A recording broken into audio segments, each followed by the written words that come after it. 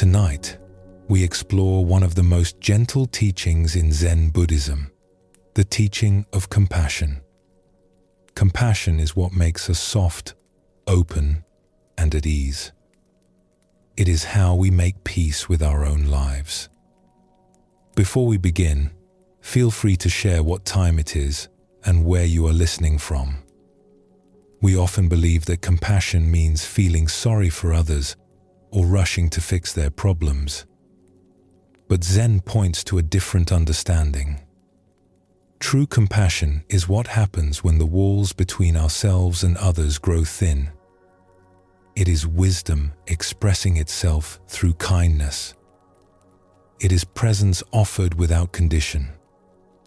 Tonight, we will explore this teaching through stories and reflections. We will meet people who discovered that their attempts to help were sometimes getting in the way.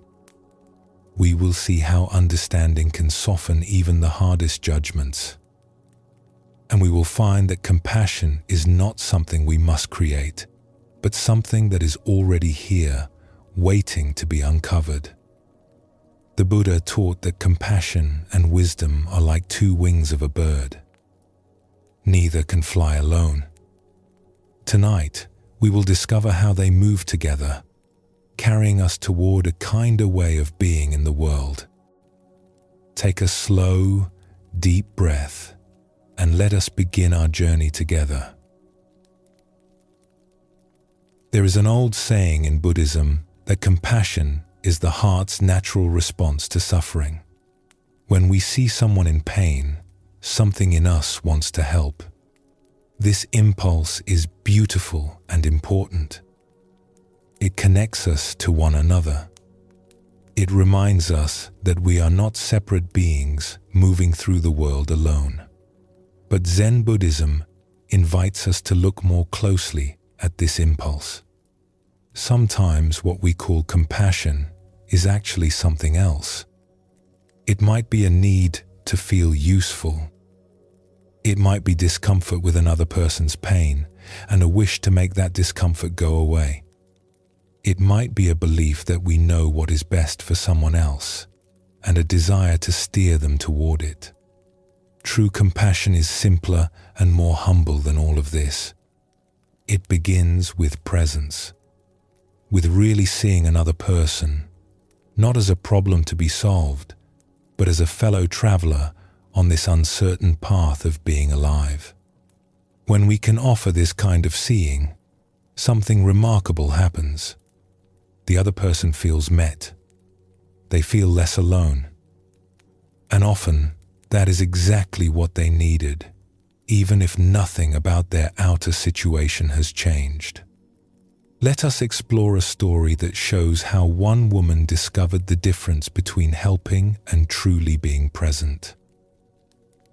In a valley where two rivers met and rice paddies stretched toward distant hills, there lived a healer named Lin, who was known throughout the region for her skill. She had learned the old ways from her grandmother, and then from a traveling physician who had stayed in their village for 3 years. She knew which herbs eased fever, and which roots calmed a racing heart. She knew how to set bones and dress wounds and brew teas that helped people sleep through pain. Lin worked constantly. Before dawn, she was already grinding medicines in her stone mortar, the rhythmic sound echoing through her small house. After dark, she was still visiting the sick, her lantern bobbing along muddy paths between farms. Villagers said she had healing hands, and she took pride in this. When someone suffered, she felt a pull in her chest that would not ease until she had done something to help them. But lately, something had changed. Lin was tired in a way that sleep could not fix. Her shoulders ached from bending over patients. Her mind raced even when she lay down at night, reviewing everyone she had seen, worrying about whether she had done enough. She would think of a child's cough and wonder if she had used the right remedy. She would remember an old farmer's trembling hands and question whether there was something she had missed. And despite all her work, suffering continued. People still fell ill. Injuries still happened. Some patients grew better, but others did not, no matter how hard she tried. There was a woman with a wasting sickness that no herb could touch. There was a young man whose leg had been crushed by a fallen tree, and who would never walk easily again. Lin had done everything she knew, and still their pain remained. She began to feel a quiet desperation. If she just knew more, perhaps she could help more. If she just worked harder, perhaps she could ease more pain. She doubled her efforts, sleeping less, taking on more patients, traveling to distant farms to see people who could not come to her. Her husband worried. Her children missed her. But Lin could not stop. Every person she did not help felt like a failure. One autumn afternoon, a wandering monk arrived in the village. He was an old man with kind eyes and worn sandals, carrying nothing but a wooden staff and a small bundle wrapped in faded cloth.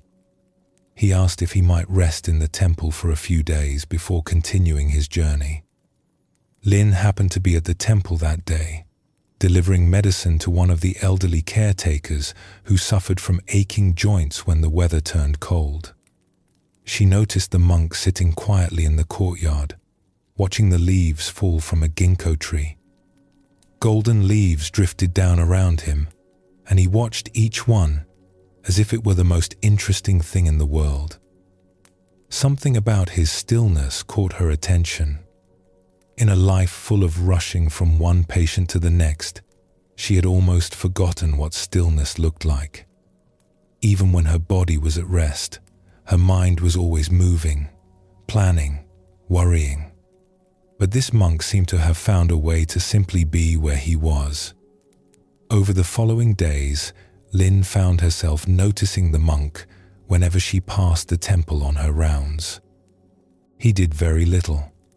He sat in the courtyard in the morning light. He walked slowly around the grounds in the afternoon, sometimes stopping to watch a bird or examine a stone. He helped with small tasks when asked, sweeping leaves or carrying water, but he never seemed hurried. There was a quality of ease about him that Lin found both puzzling and strangely attractive. How could anyone be so calm when there was so much suffering in the world? One evening, after a particularly difficult day, Lin found herself walking toward the temple instead of going home. That afternoon, she had sat with an old seamstress named Suki, who had been ill for many weeks. Lin had tried every remedy she knew. She had brewed the strongest teas, applied the most potent poultices, consulted her grandmother's worn notebooks for forgotten cures. But nothing had worked. And that afternoon, with Lin still measuring out another dose of medicine, Suki had quietly stopped breathing. Lin did not know what she was looking for at the temple. She only knew that she was exhausted in a way that went beyond her body, and that the monk's quietness called to something in her. She found him sitting on the temple steps, watching the first stars appear in the darkening sky. He did not seem surprised to see her. He simply moved slightly to one side, making room for her to sit. For a while, neither of them spoke. Lin felt her breathing slow as she sat there. The evening air was cool on her face. Somewhere in the village, a dog barked and then fell silent. The stone steps were cold beneath her, but she did not mind. It felt good to simply sit, to not be going somewhere, to not be doing something. Finally, she spoke. "I am the healer in this village. I try to help everyone who comes to me. But today, a woman died despite everything I did. I mixed the right medicines. I stayed by her side for hours, and still she is gone." The monk nodded slowly, his eyes still on the stars. "You carry a heavy burden. I chose this burden.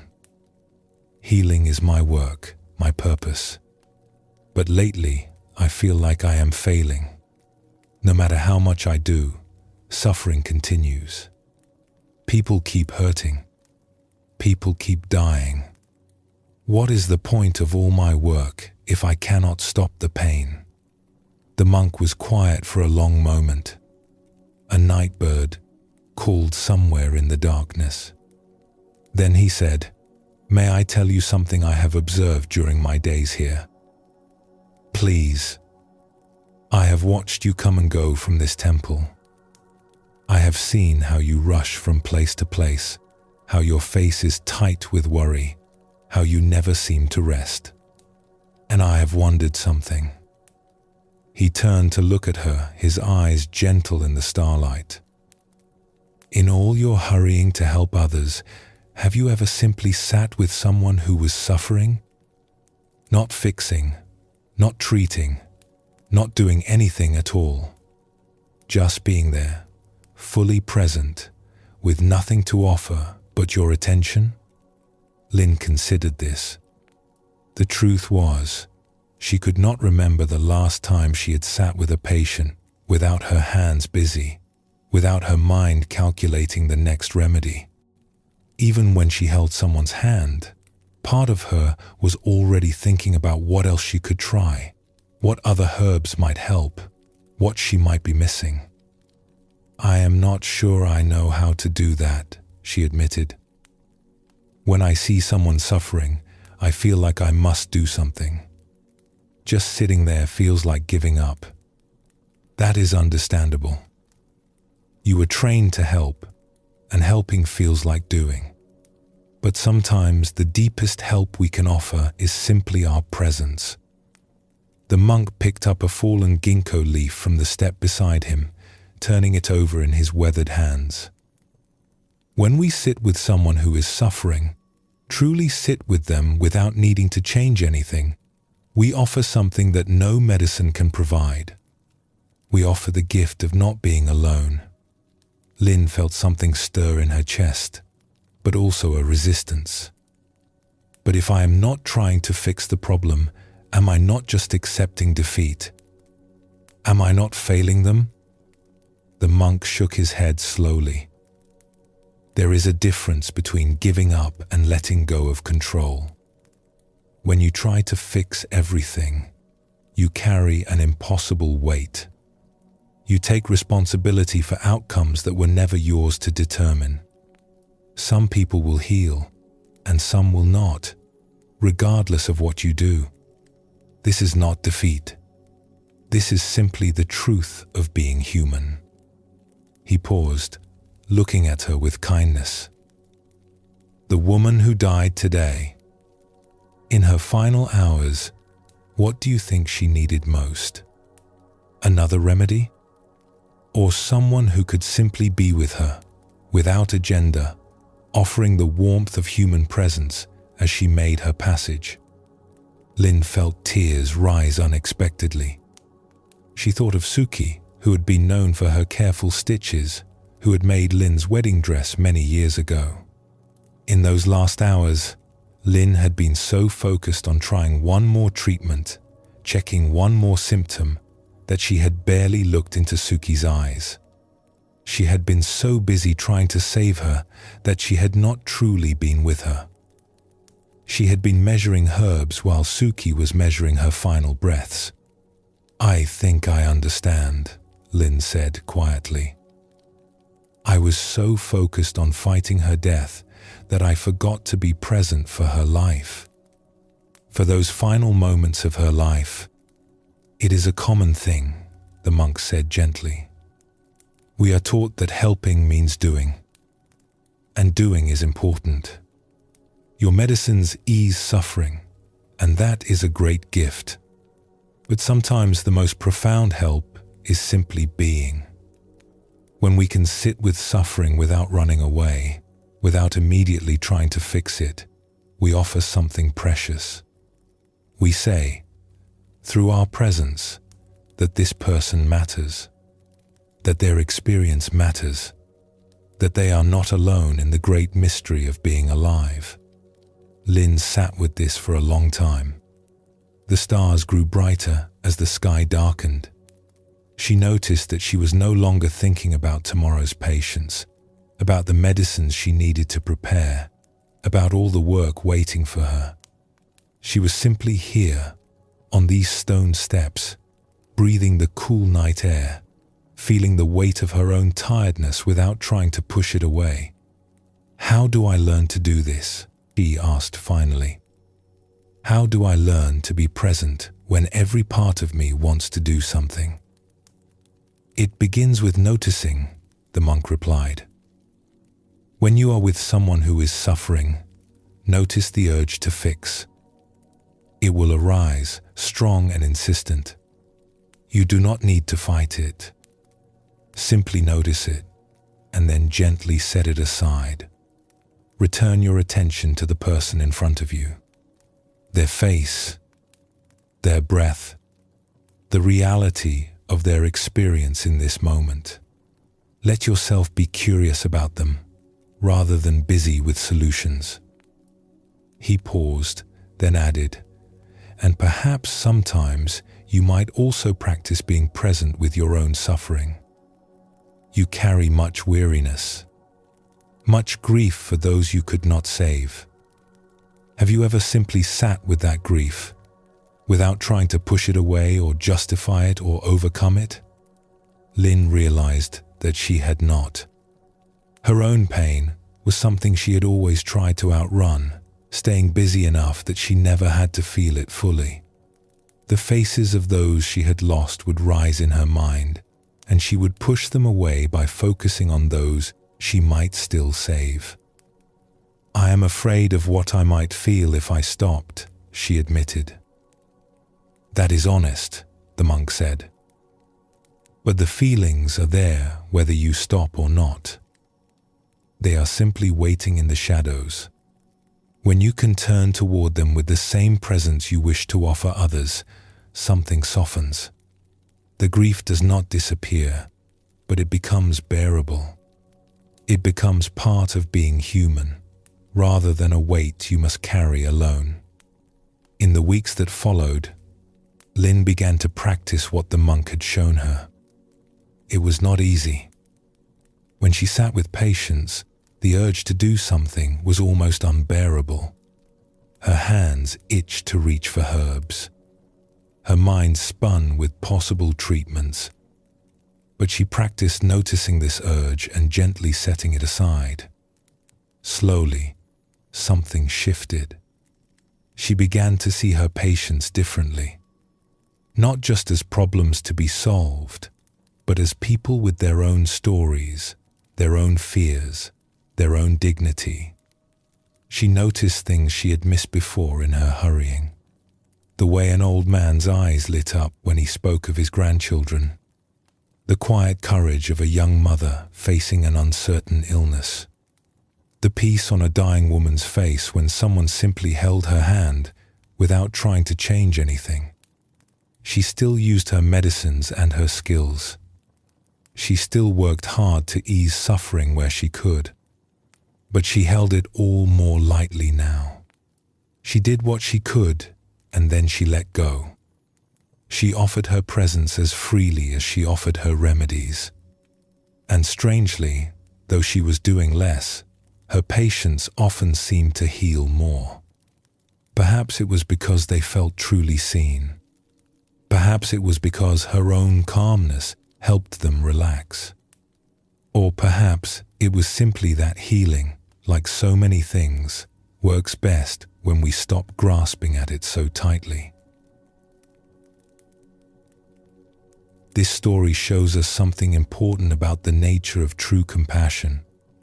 Lynn had spent years believing that compassion meant fixing, solving, doing. But her constant doing had become a kind of barrier. It kept her separate from the very people she was trying to help. It was only when she learned to simply be present that her compassion could truly flow. Zen teaches us that presence is itself a gift. When we are fully here with another person, not planning what to say next, not calculating how to help, just attentive and open, we offer something rare. In a world where everyone is rushing, true presence is a form of love. Buddhism shows us that this kind of presence requires a certain trust.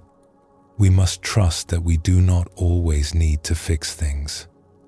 We must trust that sometimes the most helpful thing we can do is simply witness another person's experience without trying to change it. This is not passivity or indifference. It is a deep respect for the other person's journey and a willingness to walk beside them without needing to lead. The Buddha taught that all beings want to be happy and free from suffering. This is the ground of compassion. But he also taught that we cannot always relieve another's suffering, no matter how much we wish to. What we can always offer is our presence, our attention, our willingness to see them as they truly are. This is the compassion that never fails, because it does not depend on outcomes. Let us explore another story that reveals more of this teaching. In a small district where the river curved around ancient willow trees, there lived a magistrate named Bo, who was known for his fairness. He had held his position for 20 years, and in that time he had judged countless disputes and crimes. He took his work seriously, studying the old legal texts, weighing evidence carefully, trying always to find the just outcome. But there was one case that troubled him more than any other. A young man named Taro had been brought before him, accused of stealing rice from a merchant's storehouse. The evidence was clear. Taro had been caught with the rice in his possession, and several witnesses had seen him leaving the storehouse at night. The punishment for theft was harsh, as it had to be to maintain order. Taro would be sent to the labor camps in the mountains for 5 years. Bo had passed such sentences many times before, but something about this case unsettled him. Taro was young, barely 20 years old, with a thin face and frightened eyes. When Bo looked at him, he did not see a hardened criminal. He saw a scared young man who had made a terrible choice. Bo postponed the sentencing, claiming he needed more time to review the evidence. But in truth, he was stalling because he did not know what to do. The law was clear. His duty was clear. Yet something in him resisted. That evening, Bo visited his old teacher, Master Hiro, who had retired to a small house at the edge of town. Hiro had once been a magistrate himself, and later a teacher of law and ethics. He was very old now, his hair white as snow, but his mind remained sharp. Bo found him in his garden, tending to a bed of winter vegetables. The old man looked up as Bo approached, and something in Bo's face made him set down his tools and gesture toward the wooden bench beside the garden wall. "You are troubled," Hiro said, sitting down beside his former student. Bo told him about Taro, about the theft, about his reluctance to pass the sentence that the law demanded. "I do not understand myself," he admitted. "I have sentenced thieves before. The law exists for good reasons. Without consequences, there would be chaos. But when I look at this young man, I cannot bring myself to send him away for 5 years. He will come back hardened and bitter, if he comes back at all. And yet, what choice do I have?" Hiro listened in silence. When Bo finished, the old man did not speak right away. He looked out at his garden, at the neat rows of vegetables, at the careful order he had created. "Have you spoken with the young man?" Hiro asked finally. "Not as a magistrate, but as a person. Have you asked him why he stole the rice? The why does not matter. The law does not ask why. It only asks what was done. The law does not ask, but perhaps compassion does. Hero picked up a small stone from the ground beside the bench, turning it over in his fingers. Tell me, Bo, in all your years as a magistrate, have you ever stolen anything? Bo felt a flush of indignation. Of course not. I have lived an honest life. Have you ever been hungry? Truly hungry, so hungry that your belly cramped and your mind could think of nothing else? Bo was silent. He had grown up in a comfortable family. He had never wanted for food. Have you ever been responsible for someone who was hungry? A child, perhaps, or an elderly parent? Have you ever lain awake at night wondering how you would feed them the next day? Again, Bo could not answer. His life had been sheltered from such desperation. I am not saying that stealing is right, Hero continued gently. It is not. The merchant who was robbed has also suffered, and that suffering matters.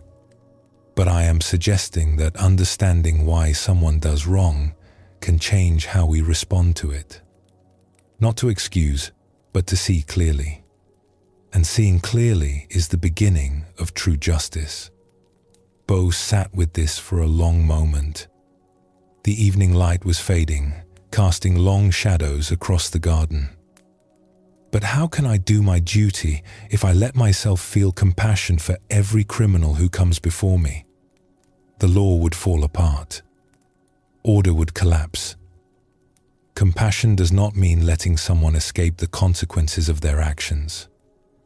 It means seeing them fully, as a human being, before you determine what those consequences should be.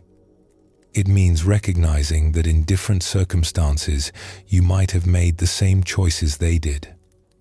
Hero set down the stone. There is a story I have often thought of.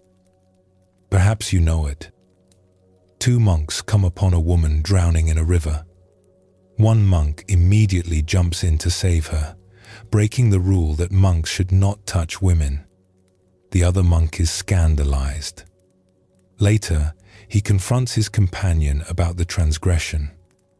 The first monk replies, I left the woman at the riverbank. Why are you still carrying her? Bo knew the story, though he had never thought deeply about it. The point, Hero continued, is that rules exist to serve a purpose, not to be served. They are tools for creating a just society, not ends in themselves. When we apply them mechanically, without seeing the human being in front of us, we may satisfy the letter of the law while betraying its spirit. But what am I to do with Taro? The evidence is clear. He stole the rice. First, perhaps, you might find out why. Not to excuse, but to understand. Then you might consider what outcome would truly serve justice. Is it justice to send a young man to the mountains for 5 years, knowing he will likely emerge more damaged than when he went in? Or might there be another path, one that holds him accountable while also leaving room for him to become a better man?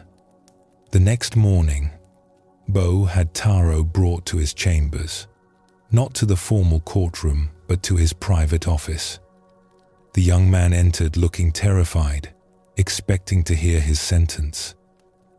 Sit down, Bo said, gesturing to a chair.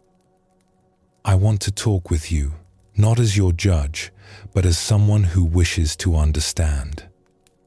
Taro sat, his hands trembling in his lap.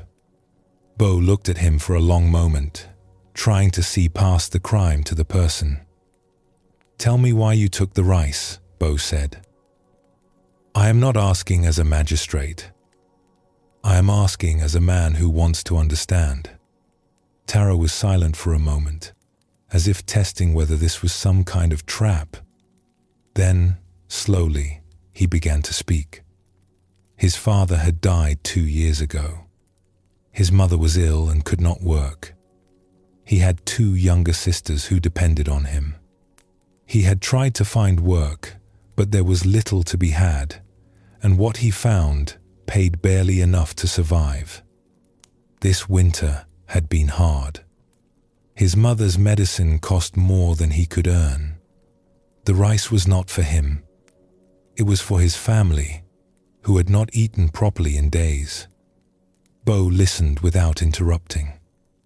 When Taro finished, the young man's eyes were wet with tears he was trying not to shed. "I know what I did was wrong," Taro said. "I know I must be punished. I only ask that you do not let my family starve while I am gone." Bo sat back in his chair, feeling the weight of the decision before him.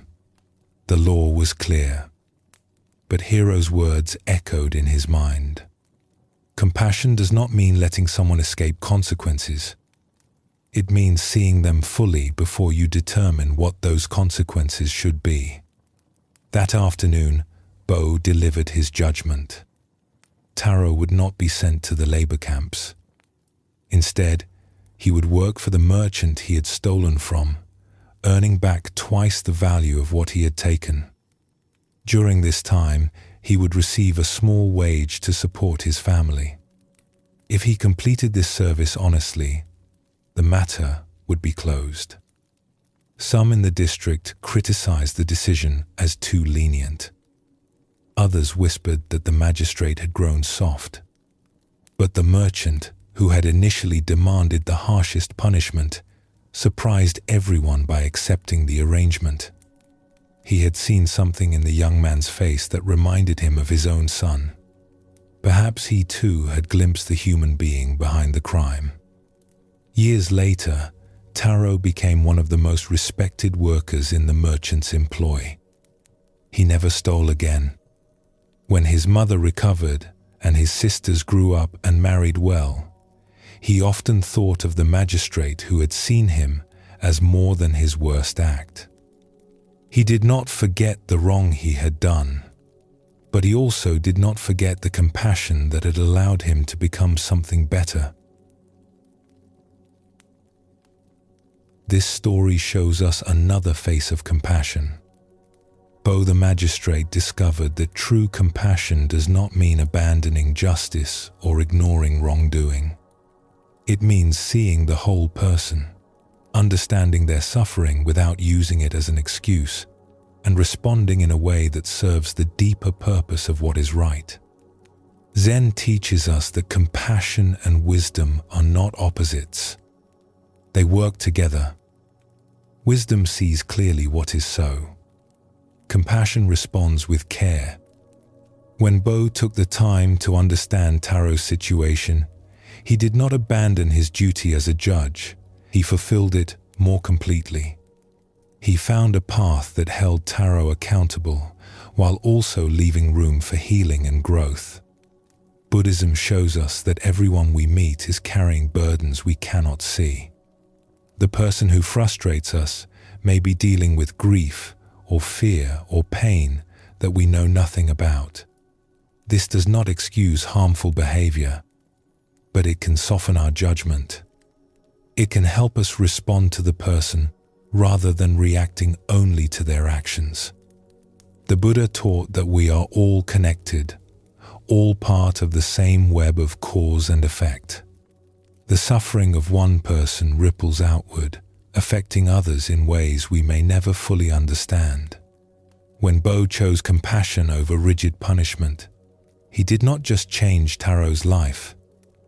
He changed the lives of Taro's family, of the merchant who came to trust him, of everyone that Taro would go on to help in his own life. Compassion, offered wisely, multiplies itself in ways we cannot predict. Let your body settle a little deeper now and allow your breath to flow at its own pace. These stories will continue to unfold their meaning gently as you rest.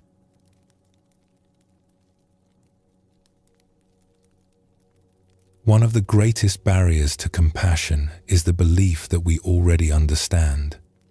We look at another person and we think we know who they are, what they want, why they do what they do. We build a picture in our minds, and then we relate to that picture instead of to the living, breathing person in front of us. But our pictures are almost always incomplete. We see only the surface, only the parts that are visible to us from where we stand. We miss the hidden struggles, the private fears, the wounds that shaped this person long before we met them. And because we miss so much, our judgments are often wrong, sometimes terribly wrong. Zen asks us to set aside our pictures and look again, to wonder what it might be like to live inside another person's life, to face their challenges, to carry their burdens. This is not always easy. It requires us to admit that we do not know as much as we thought we did. But when we can truly see through another's eyes, something remarkable happens. The walls between us grow thin. Judgment softens into understanding. And compassion flows naturally, without effort, because we recognize in the other person something of ourselves. Let us explore a story that shows how one father discovered what he had failed to see. In a coastal town where fishing boats lined the harbor and the smell of salt hung always in the air, there lived a boat builder named Goro who had not spoken to his son in 7 years. The silence between them had grown so thick that most people in the town had forgotten they were even related. Goro worked in his boatyard on the eastern shore. His son, Ren, worked as a painter of screens and scrolls on the other side of town. They passed each other sometimes in the market or on the street, and when they did, neither acknowledged the other. It had not always been this way. When Ren was young, Goro had dreamed that his son would take over the boatyard someday. He had taught Ren to shape wood and read the grain, to understand how a hull must curve to cut through waves. Ren had shown skill with his hands, and Goro had been proud, certain that the family tradition would continue for another generation. But as Ren grew older, his interests turned elsewhere. He began spending his free time with the old painter who lived near the temple, learning to grind ink and mix colors, practicing brushstrokes late into the night. When Ren announced at 17 that he wanted to become an artist rather than a boat builder, Goro felt it as a betrayal. All those years of teaching, all those hours in the boatyard, thrown away for something as frivolous as pictures. They had argued terribly. Goro had called his son foolish and ungrateful, had accused him of wasting his life on dreams that would never feed a family. Ren had shouted back that his father had never once asked what he wanted, had only ever seen him as a pair of hands to carry on the family business. Words were said that could not be unsaid. And then Ren had left, moving to a small room across town, building his own life as a painter. In the years since, Goro had told himself that he was right. A man needed a practical trade. Art was for wealthy people with time to waste. His son would learn eventually, would come crawling back when the paintings did not sell, when hunger taught him what his father's words could not. But Ren never came back. And though Goro would never admit it, not even to himself, the silence ate at him like salt water eats at wood. Then one autumn, a great storm came. It was the worst the town had seen in decades, with waves that crashed over the harbor walls and winds that tore roofs from houses. When it was over, half the fishing fleet had been damaged or destroyed. The fishermen needed boats repaired quickly before the winter fishing season was lost, and there was more work than Goro could handle alone. His 2 apprentices worked beside him from dawn to dusk, but it was not enough. He needed another skilled pair of hands. And the only person in town who had learned his techniques, who understood how he worked, was the son he had not spoken to in 7 years. Goro struggled with this for days.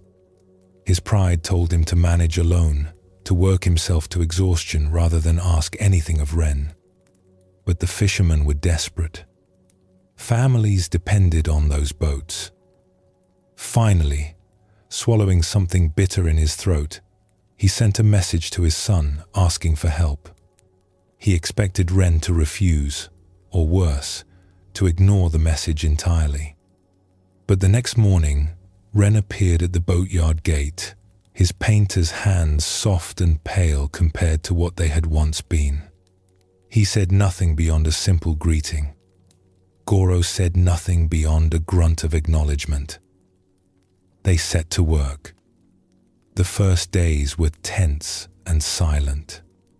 They worked side by side on a damaged hull, passing tools back and forth with minimal words. Goro noticed that Ren's hands remembered more than he expected. The old skills were still there, buried beneath years of holding brushes instead of chisels.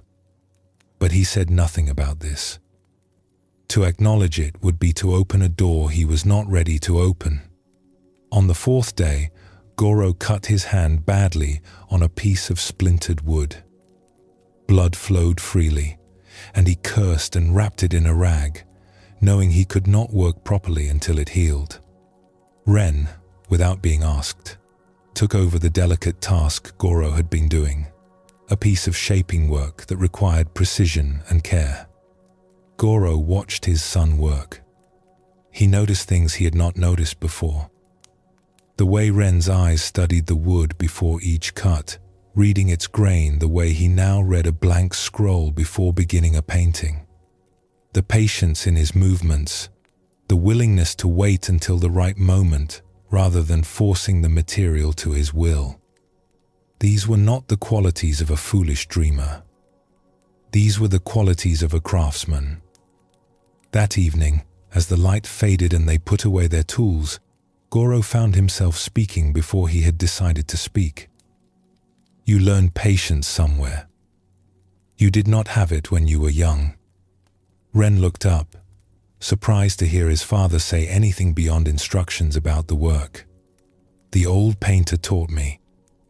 He said that the brush cannot force the ink. It can only guide it.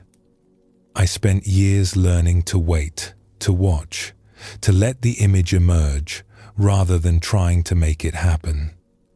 Goro grunted, but something in him was listening. That sounds like what my father used to say about wood. That you cannot force it. You have to work with what it wants to be. I remember him saying that. Ren's voice was quiet. I remember a lot of what I learned here. More than you might think. They stood in silence for a moment, the space between them feeling slightly different than it had before. Then Goro turned away to lock up the boatyard, and the moment passed. But something had cracked open, just slightly. Over the following days, they began to speak more, still cautiously, still mostly about the work. Goro asked about Ren's painting, the first time he had ever shown any interest. Ren described his process, the way he prepared his materials, the hours of practice that had led to his current skill. As he listened, Goro began to see something he had missed entirely 7 years ago. His son had not rejected craftsmanship. He had simply found it in a different form. One evening, Ren invited his father to see his workshop. Goro almost refused, the old stubbornness rising up. But something in him was tired of the wall between them, and he found himself agreeing. Ren's workshop was small but orderly, with brushes arranged by size and inkstones worn smooth from use. On the walls hung several finished paintings, scenes of the harbor and the hills and the boats that Goro knew so well.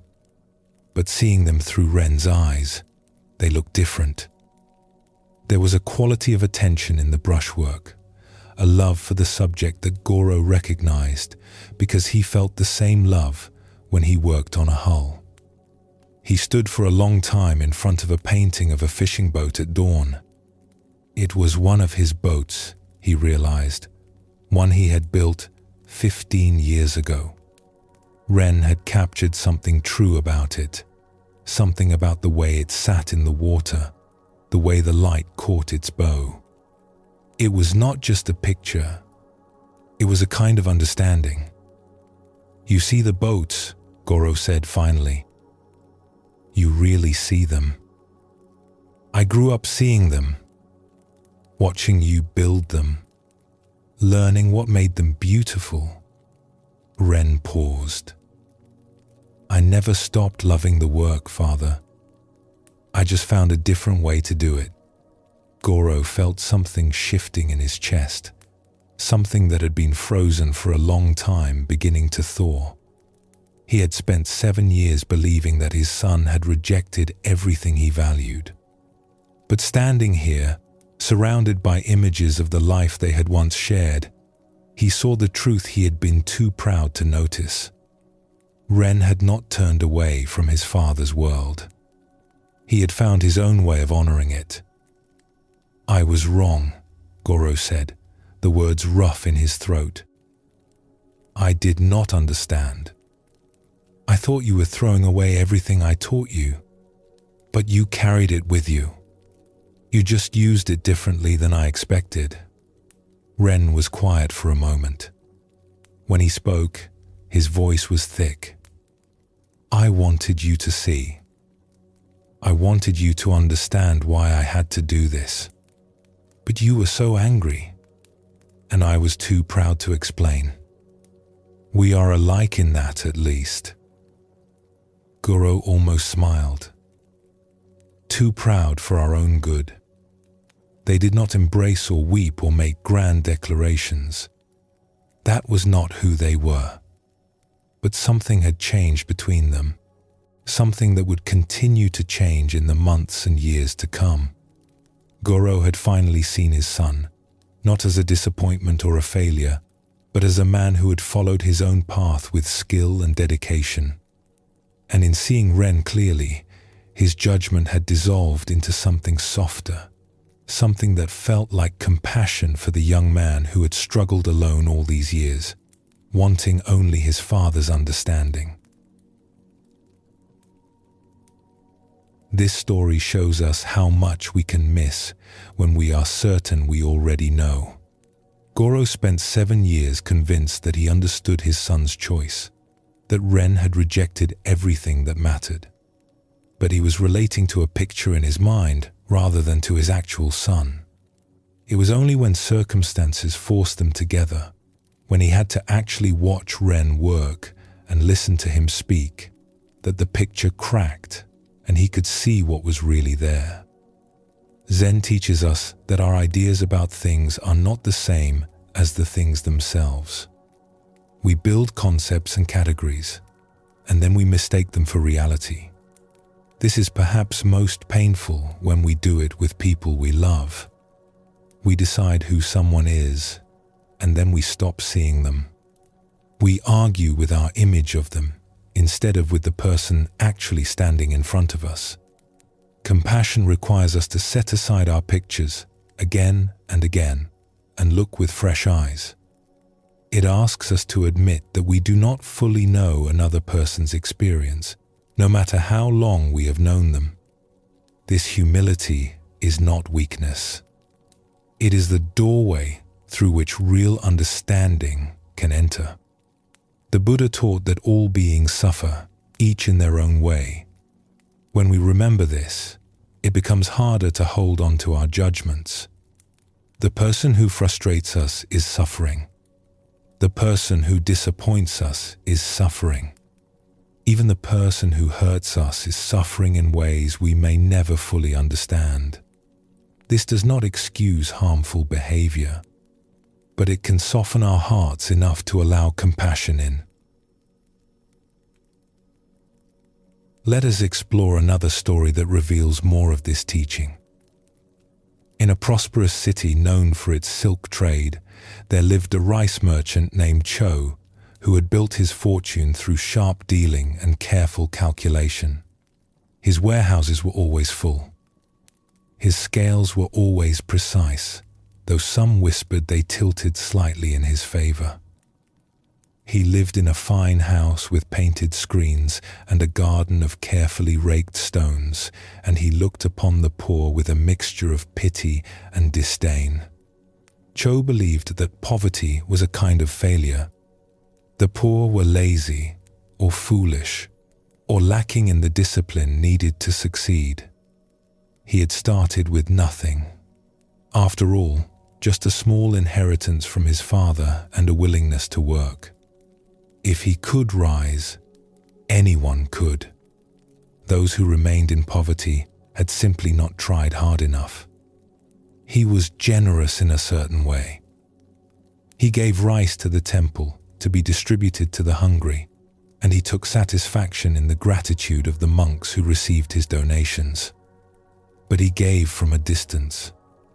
He never actually visited the parts of the city where the poor lived, never spoke with them or learned their names. They were an abstraction to him, a mass of unfortunate people whose suffering was regrettable, but ultimately their own responsibility. Then came the year of the Great Flood. The river that had made the city wealthy rose higher than anyone could remember, breaking through barriers and sweeping away everything in its path. Cho's warehouses were on low ground near the docks, and the water took them all, every sack of rice, every carefully counted grain.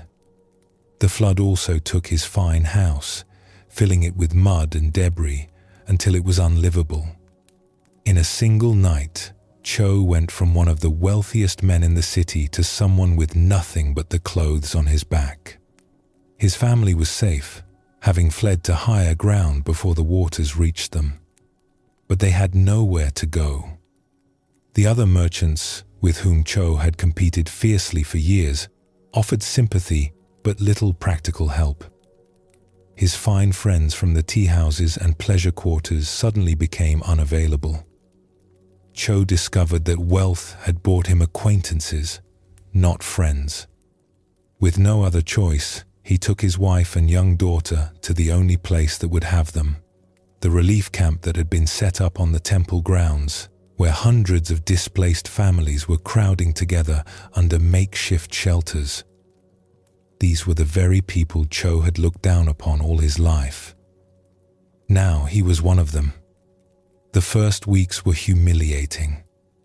Cho was not used to waiting in line for food, not used to sleeping on thin mats in a crowded hall where the sounds and smells of other people's lives pressed in from all sides. He was not used to having nothing, to being unable to provide for his family, to feeling the pity of others directed at himself. He kept to himself at first, speaking to no one, preserving what little pride he had left. He told himself that this was temporary, that he would rebuild, that soon he would be back in his fine house, looking down on these unfortunate people from a comfortable distance. But the days passed, and the rebuilding did not happen. The other merchants had claimed the best opportunities. Cho had no capital, no connections anymore, no way to start again. One evening, as Cho sat alone at the edge of the camp, staring at the mud-stained city he no longer recognized, an old woman sat down beside him. She was thin and weathered, with hands that showed decades of hard work. He had seen her in the food lines, always near the back, always giving part of her portion to the children nearby. "You are the rice merchant," she said. It was not a question. Cho nodded stiffly, expecting mockery or resentment. He had not been kind to people like this woman when he was powerful. He had driven hard bargains and turned away those who could not pay. But the old woman just looked at him with calm, curious eyes. "You look like a man who has lost more than his warehouse." Something in her voice, a gentleness he had not expected, made Cho answer honestly. "I have lost everything. My rice, my house, my position. I thought I knew how the world worked. I thought if I was clever and hard-working, I would always be safe. Now I see that I was just lucky, and the luck has run out." The old woman nodded slowly. "That is a hard lesson. But it is a true one. We like to believe that we earn our place in the world, that we deserve what we have.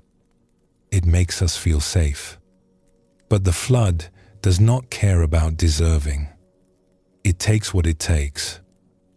"How do you bear it?" Cho asked, and he was surprised to find that he genuinely wanted to know. "You have lived this way for years, I assume. How do you survive without going mad?" The old woman smiled, and there was something in her smile that Cho did not expect, a kind of peace that seemed impossible given her circumstances. "I have not always been poor. Many years ago, before you were born, I was the wife of a silk dealer. We had a house and servants and more food than we could eat.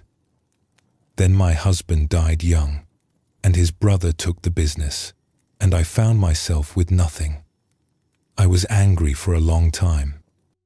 I believed I deserved better, that life had cheated me." She paused, watching a group of children playing in the mud nearby, their laughter rising up in the evening air. "But slowly I learned something. Happiness does not come from having things. It comes from how we meet each day, whatever that day brings. The people here, the ones you have been avoiding, they have taught me more about generosity and courage than I ever learned in my fine house.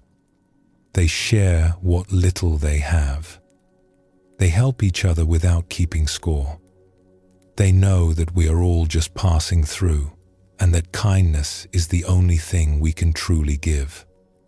Cho listened, and something in him began to shift.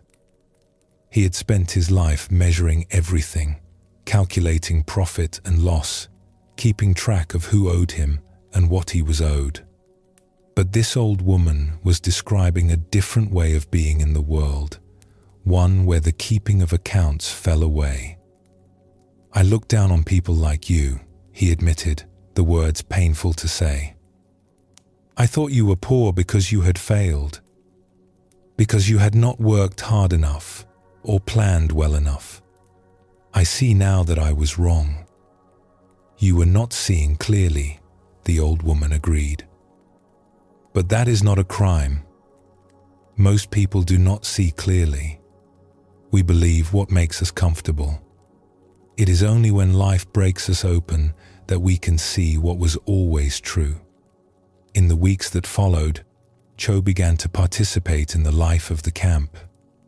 He helped distribute food instead of just receiving it. He listened to people's stories, learning how they had come to be here, what they had lost, what they still hoped for.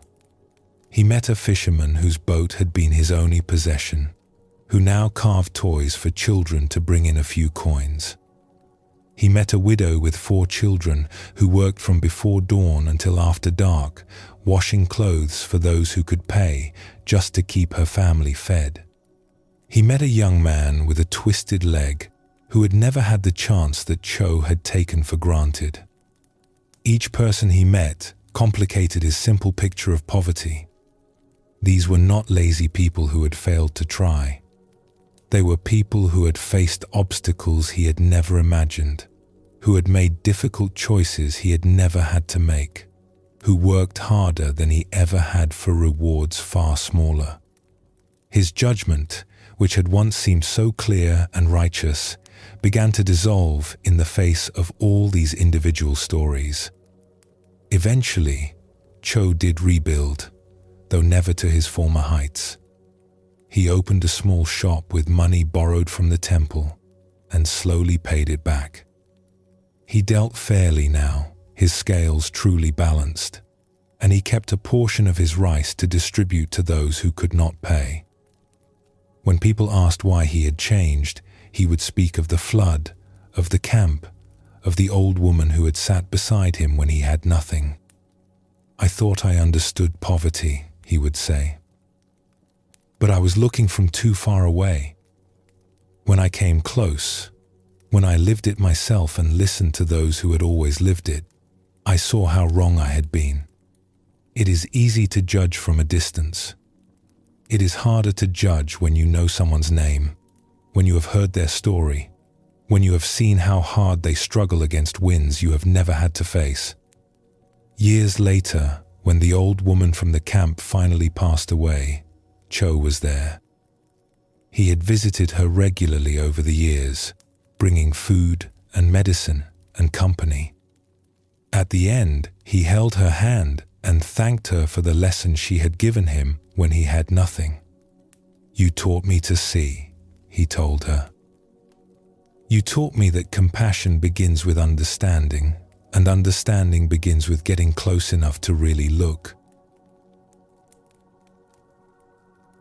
This story shows us how distance feeds judgment, while closeness feeds compassion. Cho had spent his life forming opinions about the poor from far away, and those opinions had been harsh and simple. It was only when he lost everything and found himself among them that he could see how wrong he had been. Buddhism teaches us that all beings are interconnected, that the lines we draw between ourselves and others are ultimately illusory. The rich man and the poor woman are not as separate as they appear. They are both subject to the same uncertainties, the same floods and famines and turns of fortune. When Cho lost his wealth, he discovered that he was not so different from those he had judged. The same fears, the same hopes, the same need for kindness and connection lived in him as in them. Zen shows us that our judgments say more about us than about the people we judge. When we look down on someone, we are often protecting ourselves from the fear that we could be in their place. When we dismiss another person's struggle, we are often avoiding the uncomfortable truth that life is uncertain, and we are not as in control as we like to believe. True compassion requires us to face these truths, to admit our own vulnerability, and to recognize that we are all in this together. The Buddha taught loving kindness as a practice, a deliberate turning of the heart toward care for all beings. But this practice is not just about generating warm feelings. It is about seeing clearly.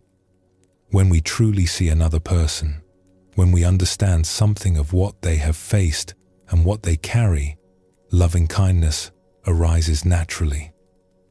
It is the heart's response to recognition, to the sudden awareness that this stranger is not so strange after all.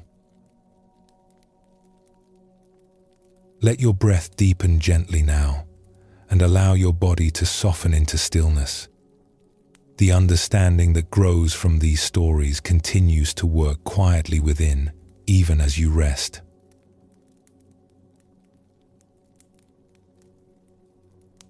There is a kind of helping that does not truly help. We have all experienced it, perhaps from both sides. Someone cares for us, but their caring comes with strings attached. They want us to change in a particular way, to follow the path they have chosen for us, to become the person they think we should be. Their love is real, but it is wrapped around a need to control. This is one of the subtlest traps on the path of compassion. We genuinely want to help. We see someone struggling, and we long to ease their burden. But somewhere along the way, our helping becomes about us, about our need to be useful, our vision of what is best, our inability to let someone walk their own path even when it leads through difficulty. True compassion offers without demanding. It gives without keeping score. It helps where help is wanted and steps back when stepping back is what is needed. This kind of compassion requires a deep trust that others have their own wisdom, their own timing, their own journey that we cannot walk for them no matter how much we might wish to. Zen teaches us to hold things lightly, to offer our gifts with open hands rather than grasping fingers. This is as true of our care for others as it is of anything else. We can love deeply and still let go. We can help fully and still respect another's freedom to choose their own way. Let us explore a story that shows how one woman learned the difference between caring and controlling. In a village at the foot of a mountain where cherry trees bloomed each spring, there lived a woman named May who had devoted herself to caring for her aging mother. May's father had died when she was young, and her mother had raised her alone, working long hours as a seamstress to provide for them both. Now her mother was old and frail, her eyesight failing, her hands too unsteady to hold a needle. It was May's turn to provide, and she did so with fierce dedication. She had moved back into her childhood home when her mother's health began to decline. She cooked every meal, cleaned every room, washed every piece of clothing. She helped her mother bathe and dress. She arranged the cushions just so, kept the fire at exactly the right temperature, made sure the tea was always perfectly brewed. Nothing was too much trouble. Nothing was left to chance. But lately, something had shifted between them. Her mother, once grateful for May's attention, had grown quiet and withdrawn. She no longer smiled when May brought her meals. She no longer chatted about the old days or asked about May's life. She sat by the window for hours, looking out at the cherry trees, saying little. May told herself that this was just the sadness of old age, the natural dimming that came when the body began to fail. She responded by trying even harder, anticipating every need before it was expressed, hovering always nearby in case something was wanted. But the more she did, the more her mother seemed to retreat. One afternoon, May was arranging flowers in a vase by her mother's bed when the old woman spoke suddenly, her voice sharper than May had heard it in months. "I want to go outside." May looked up, surprised. "Outside? But it is cold today, Mother. You might catch a chill. Let me bring you another blanket instead." "I do not want a blanket. I want to go outside. I want to feel the air on my face and smell the cherry blossoms." "The cherry blossoms are not blooming yet. It is still too early. In a few weeks, when it warms up, I will take you to see them. In a few weeks, I may be dead." The words hung in the air between them. Her mother's eyes, clouded with age but still sharp with feeling, met May's. "I am old. I do not have endless weeks to wait for your permission." May felt as if she had been slapped. "I am only trying to protect you. I am only trying to take care of you. You are trying to control me." Her mother's voice was tired now, the flash of sharpness fading. "You decide when I eat and what I eat. You decide when I sleep and when I wake. You decide whether I can go outside or must stay in. I have become a child in my own home, with no say in how I live my final days." May stood frozen, the flowers forgotten in her hands. She wanted to argue, to defend herself, to explain that everything she did was out of love. But something in her mother's words had struck a place she could not ignore. "I am trying to keep you safe," she said, her voice smaller now. I know, and I love you for it. But safety is not the only thing that matters. Dignity matters too. Choice matters. Feeling like a person and not a problem to be managed. Her mother reached out and took May's hand, her grip surprisingly strong. I know my body is failing. I know I cannot do what I once did. But I am still here, inside this old shell. I still have wishes and preferences and a will of my own. When you take all of that away, when you decide everything for me, you leave me with nothing but waiting to die. May sank down onto the bed beside her mother, tears rising in her eyes. She had thought she was being a good daughter. She had thought her constant care was a gift. But now she saw it from another angle, saw how her helping had become a kind of cage. I did not mean to do this, she whispered. I only wanted to make things easier for you. I know. Her mother squeezed her hand. Your heart is good, but sometimes love holds too tightly. Sometimes we must loosen our grip to let the other person breathe. That evening, despite May's worry, she helped her mother put on a warm coat and walk slowly out to the garden. The air was cold, and the cherry trees were still bare, their branches dark against the grey sky. But her mother stood there for a long time, breathing deeply, looking up at the branches with something like joy on her face. I can smell it coming, she said. The spring. It is still weeks away, but I can feel it in the air. May stood beside her, resisting the urge to suggest they go back inside, fighting the anxiety that rose in her chest at every cold gust of wind. This was hard for her, she realized, letting her mother take a risk, even a small one, letting her mother choose, even when the choice seemed unwise. I am sorry, May said. I did not see what I was doing. Her mother patted her arm. You see it now. That is what matters.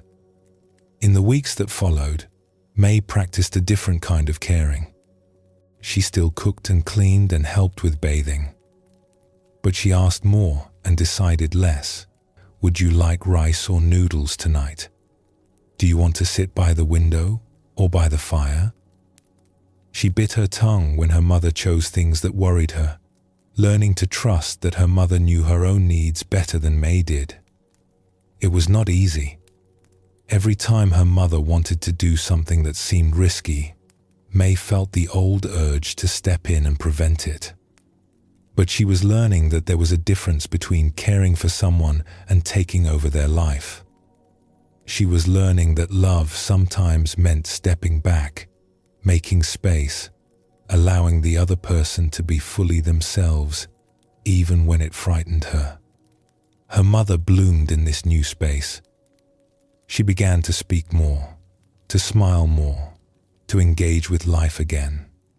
She even took up a small amount of sewing, just simple repairs, her fingers remembering their old skill even if they could no longer manage fine work. She was still old and frail, still declining day by day. But there was a light in her eyes that had been missing, a sense of presence that May had unknowingly smothered with her constant care. One spring morning, the cherry trees finally bloomed. May helped her mother walk out to stand beneath them, the pink petals drifting down like snow. Her mother lifted her face to the blossoms, smiling with a peace that made May's heart ache. Thank you, her mother said. Thank you for letting me live while I am still alive. May understood then what her mother had been trying to teach her. Love was not about keeping someone safe from all harm. It was about honoring their wholeness, their right to make choices, their dignity as a person with their own path to walk. Sometimes the most loving thing she could do was to step aside and let her mother be herself, even when being herself meant taking risks that May would never have chosen. When her mother died later that year, peacefully in her sleep on a warm summer night, May grieved deeply. But she did not grieve with regret. Those last months had been full of real connection, of laughter and conversation and shared moments beneath the cherry trees. Her mother had lived fully until the end, not just survived. And that, May realized, was the greatest gift she could have given. This story shows us how compassion can become entangled with control. May's love for her mother was genuine and deep, but it had grown around a need to manage everything, to keep her mother safe even at the cost of her mother's dignity and agency. It was only when her mother spoke honestly about what this felt like that May could see the cage she had built from her own good intentions. Zen teaches us that attachment causes suffering, and this includes attachment to our way of helping. When we become fixed on a particular outcome, when we insist that our help must look a certain way or produce a certain result, we lose touch with what is actually needed. We start serving our own vision instead of the person in front of us. Buddhism shows us that each person has their own path, their own karma, their own lessons to learn.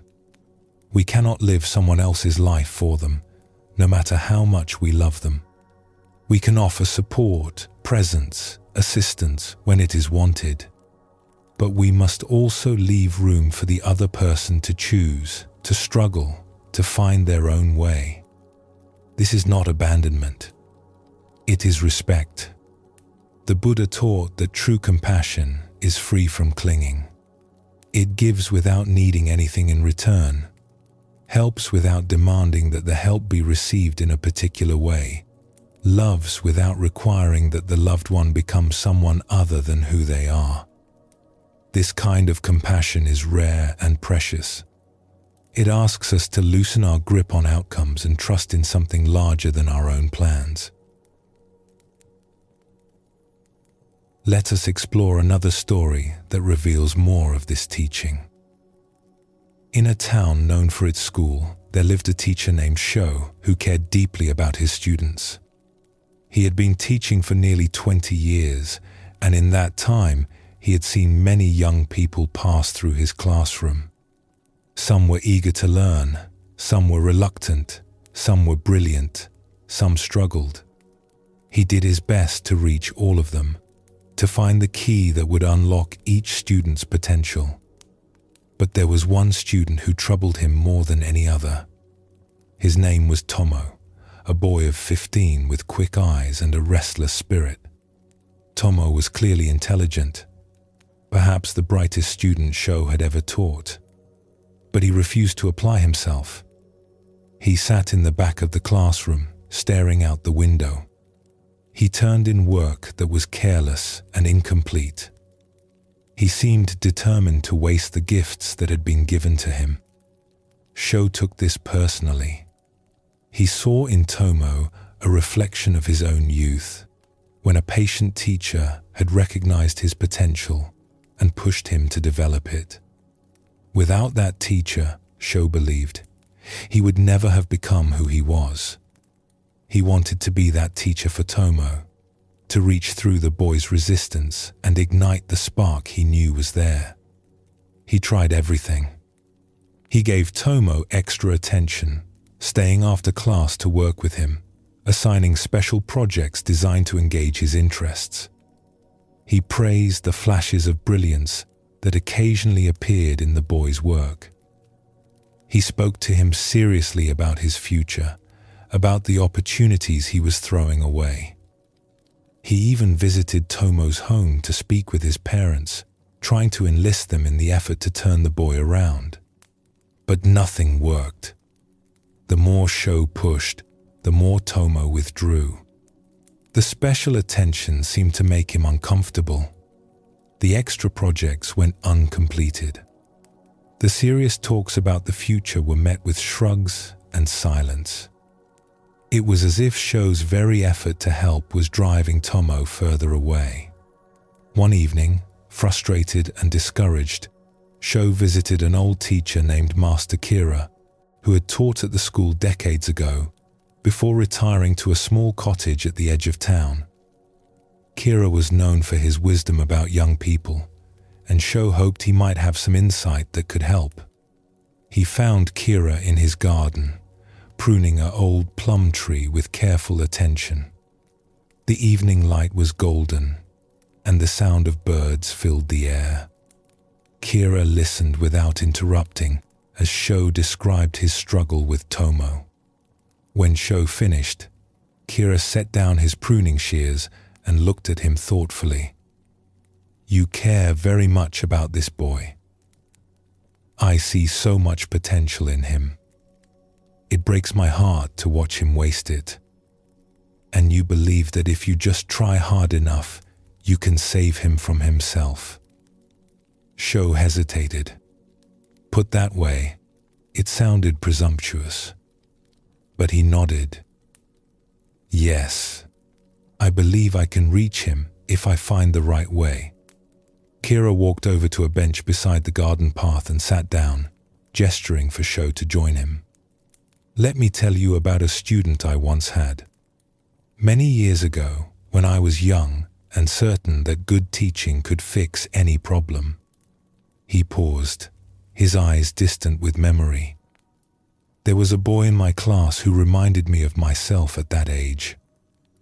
Bright, curious, full of promise. But he was also angry and resistant, fighting against everything and everyone. I was determined to save him. I gave him all my attention, all my energy. I saw him as my special project, the student who would prove what a great teacher I was. What happened? He withdrew completely. The more I pushed, the more he pulled away. Eventually, he stopped coming to school altogether. I was devastated. I had failed him, I thought. If only I had been more skilled, more patient, more something, I could have reached him." Kira picked a leaf from the bench beside him, turning it over in his weathered hands. Years later, I met him again. He was a grown man by then, a carpenter with a wife and children. He was happy. He had found his own way, in his own time. So he turned out well despite everything? Not despite everything. Because of his own journey, which was never mine to control. Kira looked at Sho directly. He told me something that day that I have never forgotten. He said that my attention had felt like a weight. Every time I singled him out, praised him, pushed him, he felt the pressure of my expectations. He was not ready for what I wanted to give him. He needed time, space, room to find his own reasons for learning. My help, well-intentioned as it was, had become an obstacle. Sho felt something uncomfortable stirring in his chest. He thought of all the extra attention he had lavished on Tomo, all the special projects and serious talks. Had he been helping, or had he been adding to the boy's burden? "But what am I supposed to do?" he asked. "Just give up on him? Stop trying to help?" Giving up and letting go are not the same thing. Kira set down the leaf and looked at Sho with kind eyes. "You can still teach him, still be available, still offer what you have to offer. But you must release your grip on the outcome. You must allow him to receive your teaching or not, in his own way and his own time. You are not responsible for saving him. That is a weight too heavy for any teacher to carry. But what if he fails? What if he wastes his potential? That is his choice to make, not yours. He may fail now and succeed later. He may take a path you cannot imagine, or he may indeed waste what he has. You cannot control this. You can only offer your gift with open hands and trust that something larger is at work. Kira paused, then added gently, "Sometimes the most helpful thing we can do is to step back, to make space, to trust that the other person has their own wisdom, their own timing, their own path. This is not abandonment. It is respect." Sho sat with these words for a long time. They went against everything he believed about teaching, about caring, about what it meant to help. But something in them rang true. He thought of how Tomo's eyes went flat whenever Sho singled him out, how the boy seemed to shrink under the weight of attention. Perhaps Kira was right. Perhaps Sho's very effort to reach him was pushing him away. In the weeks that followed, Sho tried something different. He did not stop caring about Tomo, but he stopped showing it so obviously. He treated the boy the same as other students, offering the same instruction, the same opportunities, the same quiet respect. He did not single him out for special attention. He did not stay after class to work with him. He did not visit his home or speak with his parents. At first, nothing changed. Tomo continued to sit in the back, staring out the window, producing careless work. Sho had to fight the urge to intervene, to go back to his old ways. But he held himself back, remembering Kira's words about open hands and trusting something larger. Then, slowly, something shifted. Without the weight of Sho's expectations pressing on him, Tomo seemed to relax slightly. He began to listen during lessons, though he tried to hide it. His work improved marginally, then a little more. He asked a question one day, the first he had ever asked in class, and Sho answered it simply, without making a fuss, without letting the boy see how much hope that single question had kindled. The change was gradual and incomplete. Tomo did not transform into a model student. He still struggled, still resisted, still wasted much of his potential. But there was an opening now that had not been there before. A space where something might grow, in its own time, in its own way. Years later, Sho heard that Tomo had become a fisherman, working on a boat with his uncle. It was not the future Sho would have chosen for him. All that intelligence, all that potential, devoted to hauling nets and reading the weather. But the person who told him this also said that Tomo seemed content, that he had found a place where he belonged. Sho thought about this for a long time. He had wanted so much to shape Tomo's path, to guide him toward the future that Sho could see for him. But Tomo had found his own way, different from anything Sho had imagined. Perhaps that was how it was meant to be. Perhaps the teacher's job was not to control the outcome, but simply to offer the teaching and let it land where it would. He remembered Kira's words about open hands, about trusting something larger. He still did not fully understand what that larger thing was. But he was learning to trust it, slowly, one student at a time. This story shows us another face of compassion without grasping. Sho's care for Tomo was genuine, but it had become entangled with his own need to save the boy, to prove something about his teaching, to see a particular outcome unfold. When he learned to step back, to offer his gift without demanding it be received, something opened that his effort had been blocking. Zen teaches us that we cannot force a flower to bloom. We can provide water and sunlight, good soil, and protection from harsh winds. But the blooming itself happens in its own time, according to its own nature. This is true of flowers, And it is true of people. Our help can create conditions for growth, but we cannot make the growth happen. Buddhism shows us that attachment to outcomes creates suffering, both for ourselves and for those we are trying to help. When we insist that our help must produce a specific result, we put pressure on the other person to become what we want them to be. This pressure, however well-intentioned, can be a burden rather than a gift. True compassion offers freely and lets go of what happens next. The Buddha taught that all beings must walk their own path to awakening. A teacher can point the way, can offer guidance and support, but cannot do the walking for anyone else. This is both humbling and liberating. We are not responsible for outcomes that were never ours to control.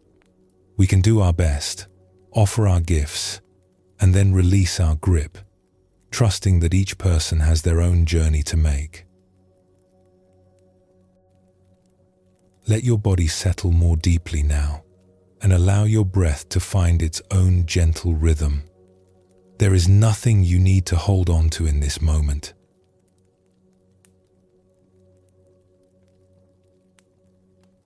It is easy to feel compassion for those we love, for those who are kind to us, for those whose suffering moves us naturally. But what about the difficult ones? The person who wronged us, the neighbor who spreads unkind words, the family member who hurt us deeply and never apologized. Can compassion reach even there? Zen Buddhism does not ask us to pretend that harm did not happen, or to excuse behavior that caused real pain. But it does invite us to look beneath the surface of those who have hurt us. Every person who causes harm is also suffering. Hurt people, as the old saying goes. This does not make their actions acceptable, but it can help us understand them. And understanding is the doorway through which compassion can enter even the most guarded heart. When we hold on to anger and resentment, we often believe we are punishing the one who wronged us. But in truth, we are carrying a weight that burdens only ourselves. The other person may have moved on entirely, unaware of the bitterness we tend like a secret garden. Our unforgiveness becomes our own prison, not theirs. Compassion for the difficult is not about them. It is about us. It is about setting down a weight we were never meant to carry. It is about freeing ourselves from the grip of old pain so that we can live more fully in the present.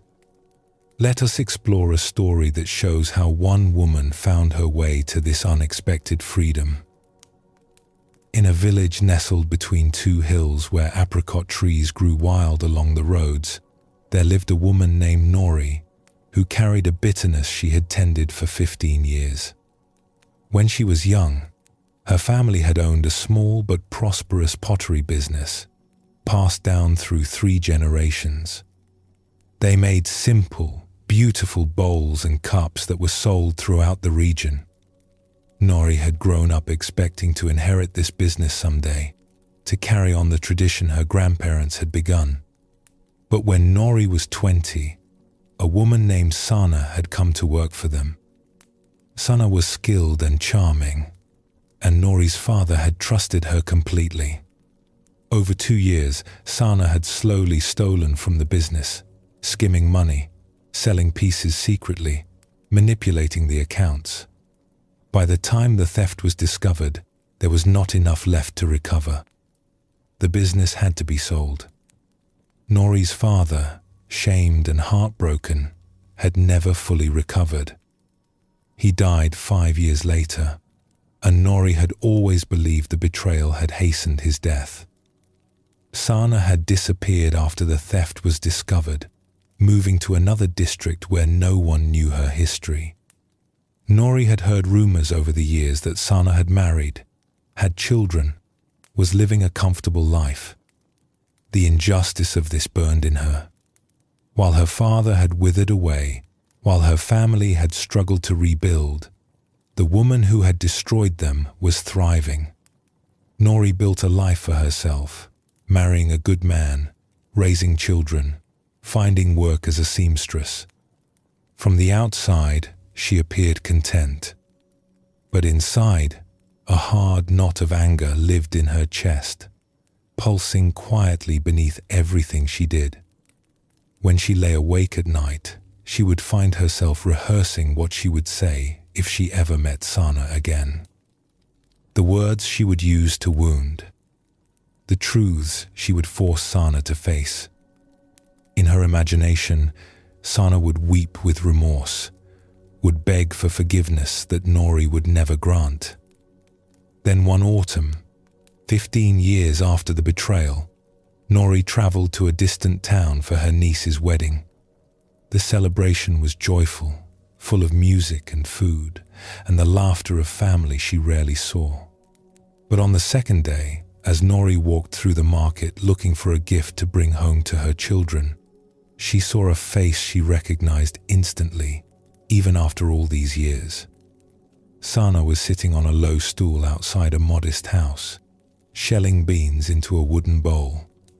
She looked older, of course, her hair grey now, her face lined, but it was unmistakably her. The woman who had destroyed Nori's family was right there, close enough to touch. Nori stopped walking. Her heart pounded. All those imagined confrontations rose up in her mind, all the cutting words she had rehearsed. Now was her chance. Now she could finally say everything she had been carrying for 15 years. But as she stood there, frozen in the middle of the dusty street, she noticed something she had not expected. Sana's hands, shelling the beans, were trembling. Not with age, but with something else. And when Sana looked up, as if sensing someone watching her, Nori saw her eyes clearly for the first time.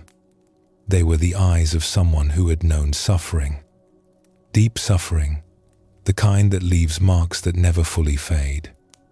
For a long moment, the two women looked at each other. Nori saw recognition dawn in Sana's face, saw fear flicker there, and then something else. Something like resignation. Sana did not run or hide. She simply sat there, waiting for whatever would come. Nori walked forward. Her legs carried her without conscious decision. She stopped in front of Sana, close enough now to see the patches on her worn clothing, the roughness of her hands, the thinness of her frame. This was not the comfortable life the rumors had described. "You know who I am," Nori said. It was not a question. Sana nodded slowly. "I have thought of you often, of your father, of what I did." Her voice was quiet, without defense or excuse. "I have no words that could undo it. My father died believing he had failed his family. He never recovered from what you did." Sana closed her eyes briefly, as if absorbing a blow. "I know. I heard. Years later. I am sorry. I know that means nothing, but I am sorry." Nori had imagined this moment so many times, had pictured Sana defiant or dismissive, had rehearsed her own righteous anger. But the woman in front of her was not defiant. She was broken. Something had broken her long ago, perhaps even before she had stolen from Nori's family. "Why did you do it?" Nori asked. The question came out softer than she had intended.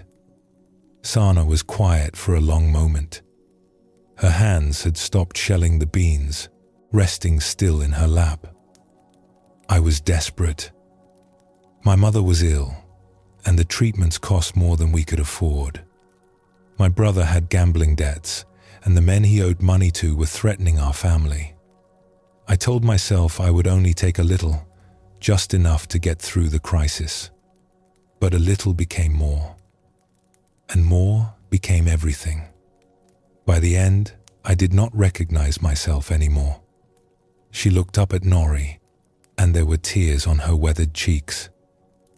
I am not asking you to forgive me. What I did was unforgivable. I stole your family's livelihood. I broke your father's heart. I have lived with that knowledge every day since. There has not been a morning when I did not wake up remembering. Nori stood there, feeling the anger she had carried for so long churning in her chest. Part of her wanted to unleash it, to make Sana feel a fraction of the pain she had caused.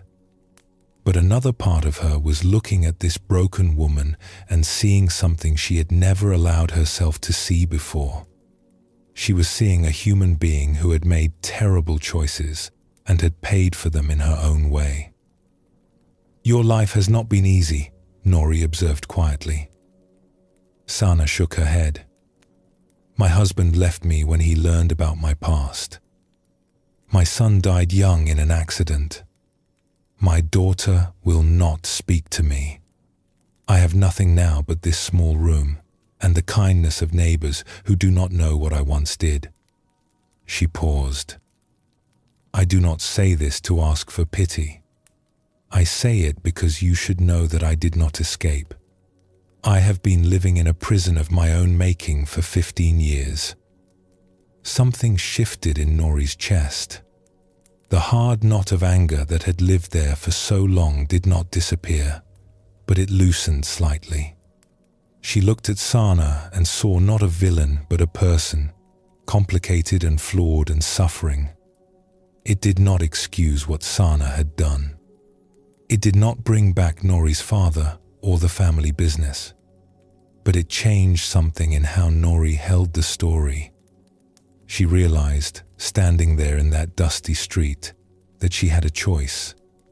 She could hold on to her anger, could curse this woman and walk away with the bitter satisfaction of having delivered her judgment. Or she could set down the weight she had been carrying, not for Sana's sake, but for her own. I cannot forgive you, Nori said finally. I am not sure I know how. What you did caused too much pain. Sana nodded, accepting this. But I am tired of carrying this anger.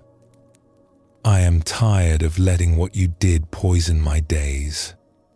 I am going to try to let it go, not because you deserve it, but because I do. She turned and walked away without looking back. Her heart was still pounding, her thoughts still churning. But beneath the turmoil, she felt something she had not felt in 15 years. A lightness, a sense of space where the bitterness had been. In the months that followed, Nori found that the anger returned sometimes, rising up unexpectedly when she was tired or sad. But it had lost some of its power. She had seen the face of the woman she hated, had heard her story, had witnessed her suffering. Sana was no longer a monster in her mind. She was a person who had done monstrous things, yes, but also a person who had paid for them and would continue paying until she died. This did not make what happened acceptable, but it made it possible to hold differently. Nori found that she could think of her father now without the bitterness that had always accompanied the memory. She could remember the good years, the years before the betrayal, without the shadow of what came after darkening everything. She never saw Sana again. She did not need to. What had happened between them in that brief encounter was not about Sana. It was about Nori, finally allowing herself to set down a burden that had been weighing on her for half her life. This story shows us that compassion for those who have harmed us is not about excusing what they did. Nori did not forgive Sana, and she did not need to. Forgiveness is a gift that cannot be demanded or forced. But she did something equally important. She allowed herself to see Sana as a human being, suffering in her own way, trapped in her own prison. This seeing loosened the grip of Nori's anger and allowed her to begin letting it go. Zen teaches us that holding on to resentment is like grasping a burning coal. We think we are waiting to throw it at someone else, but we are the ones being burned. When we can see the humanity in those who have hurt us, when we can recognize their suffering even as we acknowledge our own, something releases. We do not do this for them. We do it for ourselves. Buddhism shows us that everyone is caught in the web of cause and effect, acting out of their own wounds and confusions and desperate needs. The person who harmed us was once a child, was shaped by forces beyond their control, was doing what seemed necessary at the time, even if it was terribly wrong. This does not excuse their actions, but it places those actions in a larger context that can soften our rigid judgment. The Buddha taught that hatred never ceases by hatred, but only by love. This does not mean we must feel warm affection for those who have wronged us. It means that we must find a way to release the hatred that binds us to them, to free ourselves from the prison of our own resentment. This is compassion directed inward, toward our own suffering, and it is sometimes the most difficult compassion of all. Let us explore another story that reveals more of this teaching. In a town where craftsmen of all kinds had their workshops along the river, there lived a potter named Jin and a carpenter named Haku who had been bitter rivals for as long as anyone could remember. Their workshops stood side by side on a narrow lane near the water, and the proximity that should have made them neighbors had instead made them enemies. The feud had begun over something small, so many years ago that neither man remembered it clearly anymore. Perhaps it was a dispute over the boundary between their properties, or an unkind word spoken in the heat of frustration, or a customer who had chosen one man's work over the other's. Whatever the original cause, it had grown over the years like a weed, fed by small slights and imagined insults until it filled the space between them completely. They did not speak to each other. When they passed on the lane, they looked away. When a customer praised one man's work, the other would find something dismissive to say. Their wives, who might have been friends in different circumstances, had absorbed their husband's animosity and kept their distance too. Even their children had learned to regard the neighbor family as enemies, though none of them could have explained exactly why. Jin told himself that Haku was arrogant and dishonest, that he had cheated him years ago in a deal neither of them could quite remember. Haku told himself that Jin was petty and jealous, that he had spread lies about Haku's work to steal his customers. Each man had built a story about the other, and each story had hardened into certainty over the years. Then came the spring, when the river flooded worse than it had in a generation. The water rose through the night, silent and relentless, and by morning both workshops were underwater. Jin woke to find his kilns destroyed, his stored clay ruined, years of finished work swept away. Haku woke to find his tools scattered, his wood supply rotting, his workshop floor covered in thick mud. Both men stood in the ruins of their livelihoods, stunned by the scale of the destruction. Other craftsmen along the river had suffered too, and in the days that followed, the town came together to help with the recovery. Space was found for those who had lost their workshops. Materials were shared, hands were offered to help with the cleanup. But there was not enough space for everyone. The town hall, which was being used as temporary shelter for displaced workshops, could only accommodate so many. When the official in charge of assignments realized that Jin and Haku had both lost everything, he made what he thought was a practical decision. they would share a space. Their skills were different enough that they would not compete for the same tools, and they had worked next to each other for decades. Surely they could manage to share a room for a few months while their workshops were rebuilt. Neither man wanted to object publicly and reveal the depth of their feud, so they agreed through gritted teeth. And so Jin the potter and Haku the carpenter found themselves working in the same small room, separated only by a thin line painted on the floor. The first days were miserable. They worked in rigid silence, each pretending the other did not exist. When Jin's elbow crossed the painted line while he wedged clay, Haku would clear his throat pointedly. When sawdust from Haku's work drifted into Jin's space, Jin would sweep it back with exaggerated annoyance. The tension in that small room was thick enough to taste. But they could not maintain this coldness forever. They were working long hours in close quarters, struggling with the same challenges, facing the same uncertainty about whether they could rebuild before their savings ran out. And slowly, despite themselves, cracks began to appear in the wall between them. It started with small practicalities.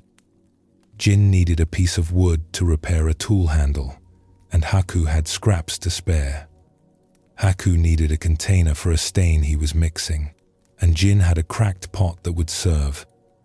These exchanges happened without words at first, items left at the painted line like offerings, taken without acknowledgement. But over time, a nod was added, then a grunt of thanks. Then, one day, an actual word. One evening, after the others who shared the hall had gone home, Jin and Haku found themselves working late, the only ones remaining. Jin was struggling with his makeshift wheel, which wobbled badly and ruined everything he tried to throw. His frustration mounted until finally he let out a curse and slammed his hand against the table. Haku looked up from his work. For a long moment, he just watched. Then, without saying anything, he walked over to Jin's side of the line, knelt down, and examined the wheel. His carpenter's eyes saw immediately what was wrong, a problem with the base that Jin's potter's hands had no idea how to fix. "I can fix this," Haku said. "If you want." Jin stared at him, years of animosity warring with the desperate need to get his wheel working. Need one. He nodded. Haku worked for an hour, adjusting and reinforcing and balancing. When he was done, the wheel spun true and smooth, better than it had in years. Jin tried it, throwing a simple bowl, feeling the difference immediately. "Thank you," he said. The words felt strange in his mouth, directed at this man he had hated for so long. Haku nodded and returned to his side of the line. But something had shifted between them. In the weeks that followed, more cracks appeared. Haku admired a glaze Jin had developed, the deep blue of a winter sky. Jin noticed the elegance of a joint Haku had carved, the way two pieces of wood became one without visible seam. They began to talk, cautiously at first, about techniques and materials and the challenges of their crafts. They discovered that they shared more than they had ever allowed themselves to see. One night, over cups of tea that Jin had brewed, Haku asked the question that had been hovering between them. "Why did we hate each other for so long? I cannot even remember how it started." Jin shook his head slowly. "Neither can I." "Not really. There was something about a boundary marker, I think. Or maybe a customer. It was so long ago. We wasted so many years. We could have been friends, or at least friendly neighbors. Instead, we spent our energy on this foolish war. Haku's voice held regret, and something else too. A kind of wonder at how stubborn they had both been. I think we each needed an enemy, Jin said slowly, the words forming as he spoke. Someone to blame when things went wrong. Someone to be better than. It is easier to feel sure of yourself when you have someone to look down on. Haku considered this. You may be right. I certainly felt righteous in my anger. It was satisfying, in a way. I knew exactly who the villain was. And now? Haku looked at the man he had spent decades resenting. He saw the calluses on Jin's hands, the same calluses that marked his own. He saw the worry lines around Jin's eyes, the same worry about rebuilding, about survival, about the future. He saw a craftsman like himself, working hard, loving his trade, trying to make his way in an uncertain world. Now I see a neighbor, Haku said simply. Just a neighbor. When their workshops were finally rebuilt, Jin and Haku returned to their side-by-side lanes. But things were different now. They spoke when they passed. They borrowed tools when needed.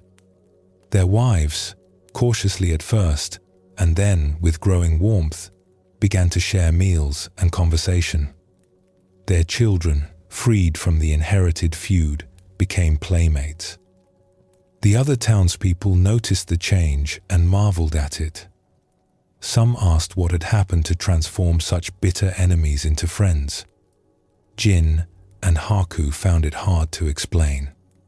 It was not any one moment, they would say. It was the flood that threw them together, the shared struggle, the slow discovery that the enemy they had imagined was just a person after all. We were both wrong about each other, Jin said once, when a younger craftsman asked about the change. We had built stories in our minds, stories about who the other person was and what he had done. But the stories were not true. They were just stories. When we finally had to actually see each other, the stories fell apart. This story shows us how enmity can dissolve when we are forced to truly see the person we have made into an enemy.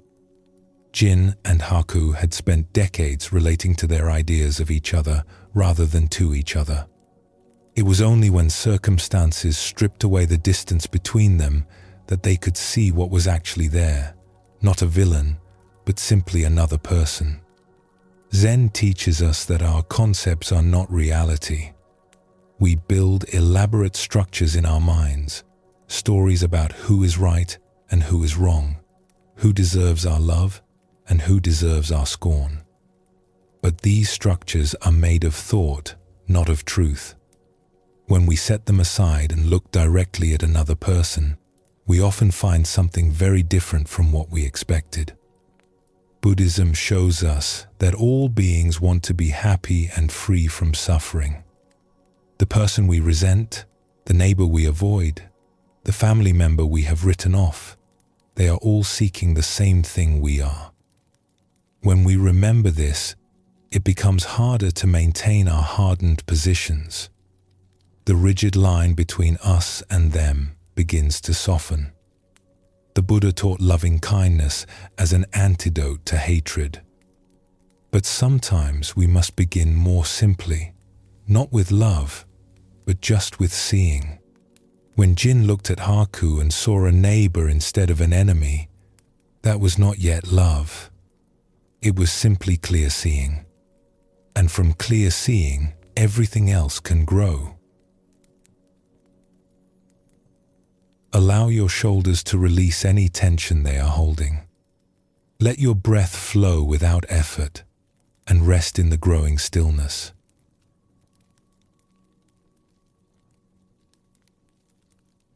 We have explored compassion as presence, as understanding, as letting go. We have seen how it can soften our judgment of others and free us from the weight of old resentments. But there is one person we often forget to include in the circle of our compassion, and that is ourselves. Many of us are far harder on ourselves than we would ever be on another person. We hold ourselves to impossible standards and then punish ourselves when we fall short. We speak to ourselves with a harshness we would never direct at a friend. We carry our mistakes like stones in our pockets, pulling them out again and again to remind ourselves of our failures. Zen Buddhism teaches that compassion which excludes ourselves is incomplete. We cannot truly offer kindness to others if we are at war with ourselves. The judgment we direct inward will eventually leak outward, coloring how we see the world. And the gentleness we cultivate toward ourselves becomes the ground from which all other compassion grows. This is not about excusing our mistakes or avoiding responsibility for harm we have caused. It is about holding ourselves with the same understanding we would offer a dear friend.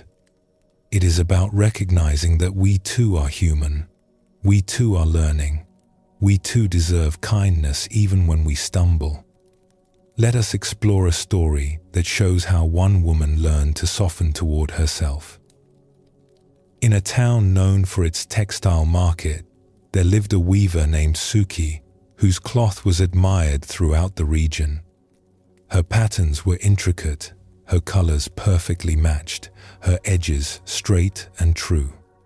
Merchants came from distant cities to buy her work, and other weavers studied her techniques, hoping to learn her secrets.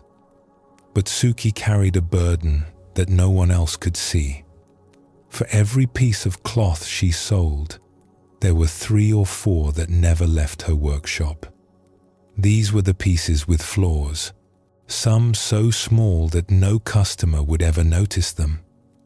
A thread slightly out of place, a color that did not quite match her vision, a pattern that wavered almost imperceptibly at one corner. To anyone else, these pieces would have seemed beautiful. To Suki, they were failures. She kept them in a back room, stacked in piles that grew higher each year. Sometimes she would take them out and examine them, running her fingers over the imperfections, feeling again the frustration of the moment when something had gone wrong. She could not sell them. She could not give them away. She could not even use them herself. They were evidence of her inadequacy, and she could not let them go. Her husband worried about her. He saw how she worked from first light until her eyes burned, how she often woke in the night to check her loom, how she ate little and laughed less. He tried to tell her that her work was beautiful, that no one expected perfection, that she was too hard on herself. But his words bounced off her like rain off stone. She knew what she knew. The flaws were real. Her failure to achieve perfection was real. No amount of kind words could change that. One autumn, a traveling nun came through the town, seeking shelter for a few nights before continuing her journey. She was an old woman with a weathered face and calm eyes, carrying nothing but a small bundle and a wooden bowl for alms. Something about her presence made people want to help her, and Suki's husband offered her a room in their home. The nun was quiet and undemanding, spending most of her time in meditation or walking slowly through the town. But she seemed to notice everything. On her second evening there, she asked Suki if she might see the workshop where such beautiful cloth was made. Suki was proud of her workshop, with its large loom and neat shelves of thread arranged by color. She showed the nun her current project, a complex pattern of interlocking circles that had taken weeks to design. The nun admired it genuinely, asking questions about the technique, touching the threads with gentle fingers. Then her eyes fell on the door to the back room, which Suki had left slightly ajar. "What is in there?" the nun asked. Suki felt her face flush. Nothing. Just storage. But the nun was already walking toward the door, and Suki found herself unable to stop her. The nun pushed it open and stood looking at the piles of cloth, the years of accumulated failures stacked nearly to the ceiling. "These are beautiful," the nun said, reaching out to touch the nearest piece. "Why are they hidden away?" "They are flawed," Suki said, her voice tight. "They are not good enough to sell." The nun picked up one of the cloths and unfolded it, examining it in the fading light from the window. It was a piece Suki had made 3 years ago, a pattern of leaves in autumn colors. There was a place near one edge where 2 threads had crossed incorrectly, creating a tiny bump in the otherwise smooth surface. "I cannot see the flaw," the nun said. "There." Suki pointed. "The threads are wrong. It ruins the whole piece." The nun looked at where Suki pointed, then looked back at the cloth as a whole. "I see a beautiful weaving. I see hours of careful work. I see skill and artistry. And yes, I see a small place where 2 threads crossed. But I do not see a ruined piece. I see a piece made by human hands." "It is not good enough," Suki insisted. "I should have done better." The nun set down the cloth and turned to face Suki directly. Her eyes were kind but penetrating. "Tell me, when you make a mistake in your weaving, what do you say to yourself?" Suki was caught off guard by the question. "I do not know. I suppose I tell myself that I should have been more careful, that I should know better by now, that I am careless and sloppy and will never be as good as I should be." And if a young weaver came to you, a student just learning the craft, and she made the same mistake, what would you say to her? Suki considered this. "I would tell her that mistakes are how we learn. That even masters make errors sometimes. That she should be patient with herself." "But you cannot say these things to yourself?" The question hung in the air. Suki felt something uncomfortable stirring in her chest, something she had been keeping at bay for years with her relentless work and harsh self-judgment. "I hold myself to a higher standard," she said finally. "Why?" "Because I should be better. Because I have been doing this for 20 years. Because perfection is possible if I just try hard enough." The nun smiled gently. "Perfection is not possible. Not in weaving, not in life. We are all making our way with imperfect hands and imperfect vision. The question is not whether we will fall short of perfection. We will. The question is how we will treat ourselves when we do." She gestured at the piles of cloth. "You have spent years punishing yourself for being human. Every piece in this room is a record of your own harshness toward yourself. But what if the flaw is not in the cloth? What if the flaw is in how you see yourself?" Suki felt tears rising, unexpected and unwelcome. She had kept them back for so long, burying her pain beneath her work, her standards, her relentless drive to be better. But the nun's words had found a crack in her armor. "I do not know how to be any other way," she admitted. "I have been like this for as long as I can remember. If I am not hard on myself, I will become lazy. I will stop improving. I will produce work that is truly flawed, not just imperfect." Is that what you believe? That kindness toward yourself would make you less skilled? Yes. The harshness drives me. It keeps me sharp. The nun nodded slowly, as if she had heard this before. And yet you are exhausted. Your husband worries about you.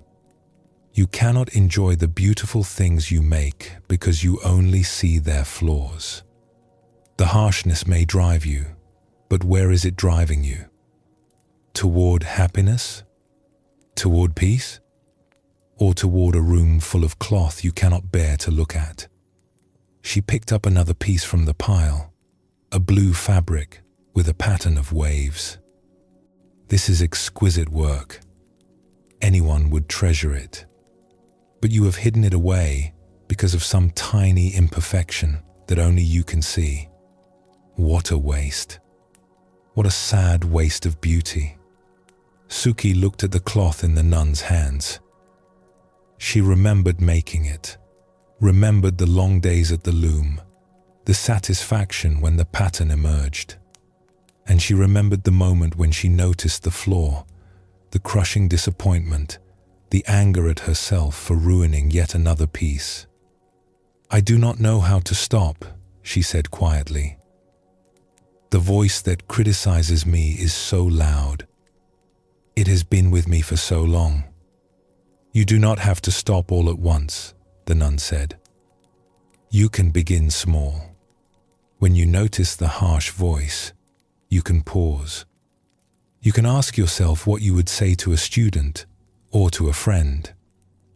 And then you can try, just try, to offer yourself the same kindness." She pressed the blue cloth into Suki's hands. "Start with this one. Instead of seeing its flaw, try to see its beauty. Try to see the hours of your life woven into it. Try to see yourself in it, not your failure, but your humanity, your effort, your care." In the months after the nun left, Suki practiced what she had been taught. It was not easy. The harsh voice was indeed loud, and it had been running her life for decades. But she noticed it now in a way she never had before. She heard it telling her she was not good enough, and sometimes, not always, but sometimes, she was able to pause, to take a breath, to ask what she would say to a student who had made the same mistake. Slowly, the piles in the back room began to shrink. She gave some pieces to neighbors who were delighted to receive such beautiful work. She sold others at a reduced price, telling customers that they were slightly imperfect, watching their puzzled faces as they searched for flaws they could not find. She even kept one for herself, the blue cloth with the wave pattern, and used it as a cover for her bed. Every morning when she woke, she saw it, and she practiced seeing its beauty instead of its flaw. Her husband noticed the change in her. She laughed more easily now. She slept through the night. She still worked hard, still cared deeply about her craft, but there was a softness in her that had been missing before. The harshness had not disappeared entirely. It still rose up sometimes, still told her she was not good enough. But it no longer controlled her. She had learned to meet it with something gentler, and that gentleness was slowly transforming her life.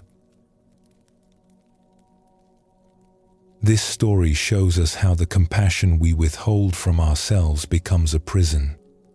Suki's impossible standards had driven her to great skill, but they had also driven her to exhaustion and joylessness. It was only when she learned to offer herself the same kindness she would offer a student that something began to shift. Zen teaches us that we are not separate from the world we judge. The harshness we direct at ourselves colors everything we see and do. When we are at war with ourselves, peace is impossible.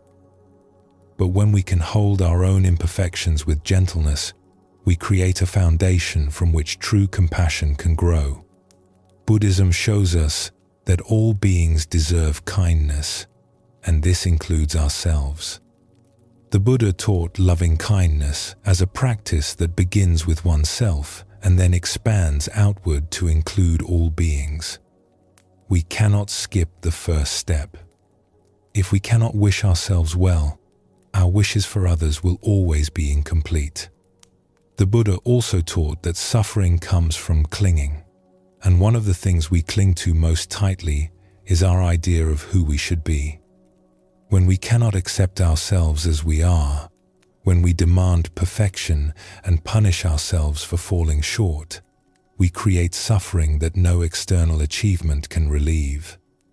Self-compassion is the release of this clinging, the willingness to be human, to be imperfect, to be enough just as we are. Let us explore another story that reveals more of this teaching. In a monastery high in the hills where mist hung in the valleys each morning, there lived a young monk named Ryo who was known for his seriousness. He had come to the monastery at 16, burning with the desire to become enlightened, to purify himself of all flaws, to become a perfect vessel for the teachings. Now he was 22, and the burning had not dimmed. Ryo was hard on himself in ways that other monks noticed and sometimes worried about. He slept less than anyone else, rising before dawn to sit in meditation while the others still slept. He ate less than his body needed, believing that hunger sharpened the mind. When he made a mistake in the chanting or had a wandering thought during sitting, he would punish himself by adding extra hours to his practice, as if he could make up for his failures through sheer effort. The other monks tried to speak to him about this sometimes, but Ryo dismissed their concerns. They did not understand, he thought. They had grown comfortable in their practice, had accepted their limitations, had stopped striving for the perfection that the teachings pointed toward. He would not make the same mistake. He would push himself until he broke through to the other side. The abbot of the monastery, an old man named Master Shen, watched Ryo with quiet concern. He had seen monks like this before. Some of them eventually softened, learning to hold themselves with more kindness. Others burned out entirely, leaving the monastery bitter and broken. A few had harmed themselves in their relentless pursuit of an impossible standard. Master Shen did not know yet which path Ryo would take, but he knew that something needed to change. One autumn morning, after the monks had finished their chanting and were preparing for the day's work, Master Shen called Ryo aside. "I have a task for you," the old man said. "A special practice that I want you to take on." Ryo felt a surge of pride. He had been waiting for this, for the master to recognize his dedication and give him advanced teachings. "I am ready, master." Shen reached into his robe and brought out a small bundle of cloth. He unwrapped it carefully, revealing a tiny bird with gray and white feathers. The bird was alive but clearly injured, one wing held awkwardly against its body. "I found this sparrow in the garden this morning," Shen said. "It cannot fly. It may live or it may die, but for now, it needs care. I want you to be responsible for it." Ryo stared at the bird, confused. "But master, what about my practice? Caring for a bird will take time away from meditation. This is your practice now. The bird needs food and water several times each day. It needs warmth and protection. It needs gentle handling, as its wing is fragile. I want you to give it the same attention you give to your sitting." "For how long?" "Until it flies away or until it dies. However long that takes." Ryo wanted to argue, to explain that this was a waste of his time, that he had come to the monastery to pursue enlightenment, not to nurse injured animals. But the look in Master Shen's eyes stopped him. There was something there, a knowing quality, that made Ryo feel seen in a way that was uncomfortable. He took the bird. The first days were frustrating. The bird needed feeding every few hours, which meant Ryo had to interrupt his meditation to prepare tiny portions of seeds and insects. It needed water dripped carefully onto its beak. It needed its small nest kept clean. All of this took time, and Ryo found himself falling behind in his practice, unable to maintain the punishing schedule he had set for himself. He was impatient with the bird at first. It was so small, so fragile, so dependent on him for everything. When it made messes, he felt irritated. When it refused to eat, he felt frustrated. When it huddled in the corner of its box, shivering and afraid, he felt impatient. Why would it not just get better? Why did it require so much care? But as the days passed, something began to shift.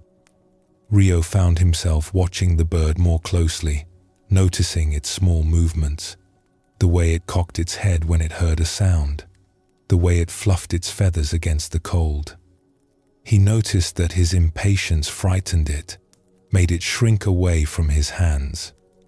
And he noticed that when he moved slowly and spoke softly, the bird relaxed and ate more willingly. He began to adjust his approach. Instead of hurrying through the feeding so he could get back to his practice, he slowed down. He spoke gently to the bird as he offered it food. He held it carefully, supporting its injured wing, warming it against his chest when the mornings were cold. The bird responded to this gentleness, growing calmer and more trusting. One morning, as Ryo sat with the bird cupped in his hands, watching it eat seeds from his palm, a thought arose unbidden. This is how I should treat myself. The thought surprised him. He looked at the bird, so small and fragile, and he realized that he would never treat it the way he treated himself. He would never punish the bird for being injured, never demand that it fly before its wing had healed, never withhold food because it had failed to make progress quickly enough. He offered the bird nothing but patience and gentleness, because that was what it needed to heal. But he offered himself none of these things. He punished himself for every failure. He demanded impossible progress. He withheld rest and food and kindness, believing that harshness would make him stronger. Looking at the bird in his hands, he saw suddenly how absurd this was. How could cruelty lead to healing? How could punishment lead to freedom? He brought this insight to Master Shen that evening, uncertain what to make of it. The old monk nodded, as if he had been expecting this. "Tell me," he said, "if the bird could speak and it told you that it was worthless because its wing was broken, what would you say?" "I would tell it that its wing would heal, that being injured does not make it worthless, that it simply needs time and care. And if it told you that it was bad for needing so much help, for not being able to fly like other birds, what would you say?" "I would tell it that needing help is not a flaw, that we all need help sometimes, that there is no shame in being injured. And if it told you that it should punish itself for being a burden, for taking up your time, for not healing faster, what would you say?" Ryo felt something breaking open in his chest. "I would tell it that punishing itself would only slow the healing. That kindness is what it needs, not cruelty. That it is worthy of care exactly as it is." Master Shen smiled gently. "Now tell me why you do not say these things to yourself." Ryo had no answer. The question hung in the air between them, unanswerable, and yet somehow already answered. He thought of all the times he had punished himself for falling short, All the harsh words he had spoken to himself in the privacy of his own mind, all the ways he had withheld kindness from himself while believing he was pursuing something higher. "I did not see it," he said finally. "I thought I was being disciplined. I thought the harshness was making me stronger. But it is not, is it? It is just hurting me." "The bird cannot heal if it is afraid," Shen said. "And neither can you. The gentleness you offer so easily to a small creature is the same gentleness you need to offer yourself. Not because you have earned it, but because all beings deserve kindness, including you." Over the following weeks, Rio continued to care for the sparrow. Its wings slowly healed, and the day came when it could flutter from one side of its box to the other. Rio found himself celebrating these small victories, feeling genuine joy at the bird's progress.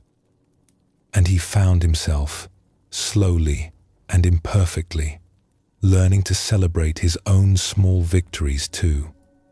To notice when he had sat well, not just when he had failed.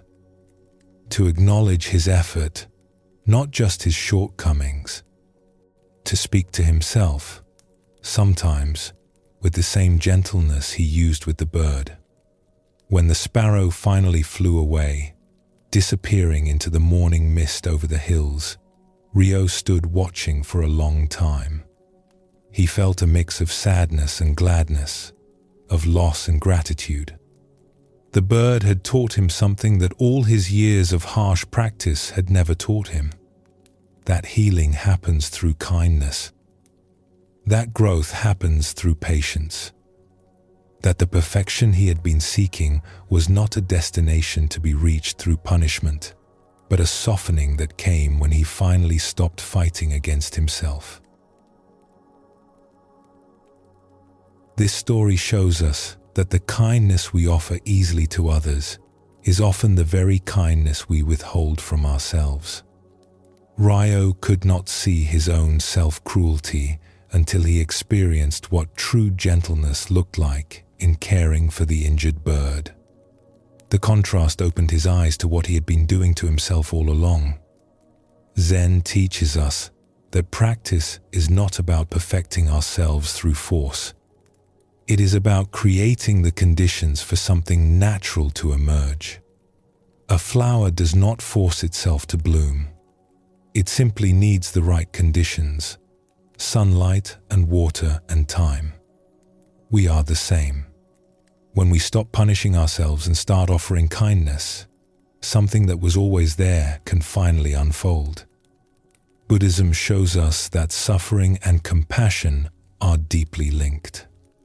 The suffering we carry often comes from the harshness with which we treat ourselves, and the compassion that can relieve that suffering begins with the simple act of turning kindness inward. This is not selfishness. It is the foundation of all genuine compassion. We cannot give what we do not have. But when we have received kindness from ourselves, we have an endless supply to offer others. The Buddha taught that we should treat ourselves as we would treat a beloved child. Not with indulgence or avoidance of responsibility, but with patience and encouragement and care. The child will make mistakes. The child will fall short. But we do not punish the child for learning. We offer guidance with kindness, trusting that this is how true growth happens. Allow your breath to soften and deepen. Rest in the quietness of this moment, offering yourself the same patience you would offer any being who was learning and growing.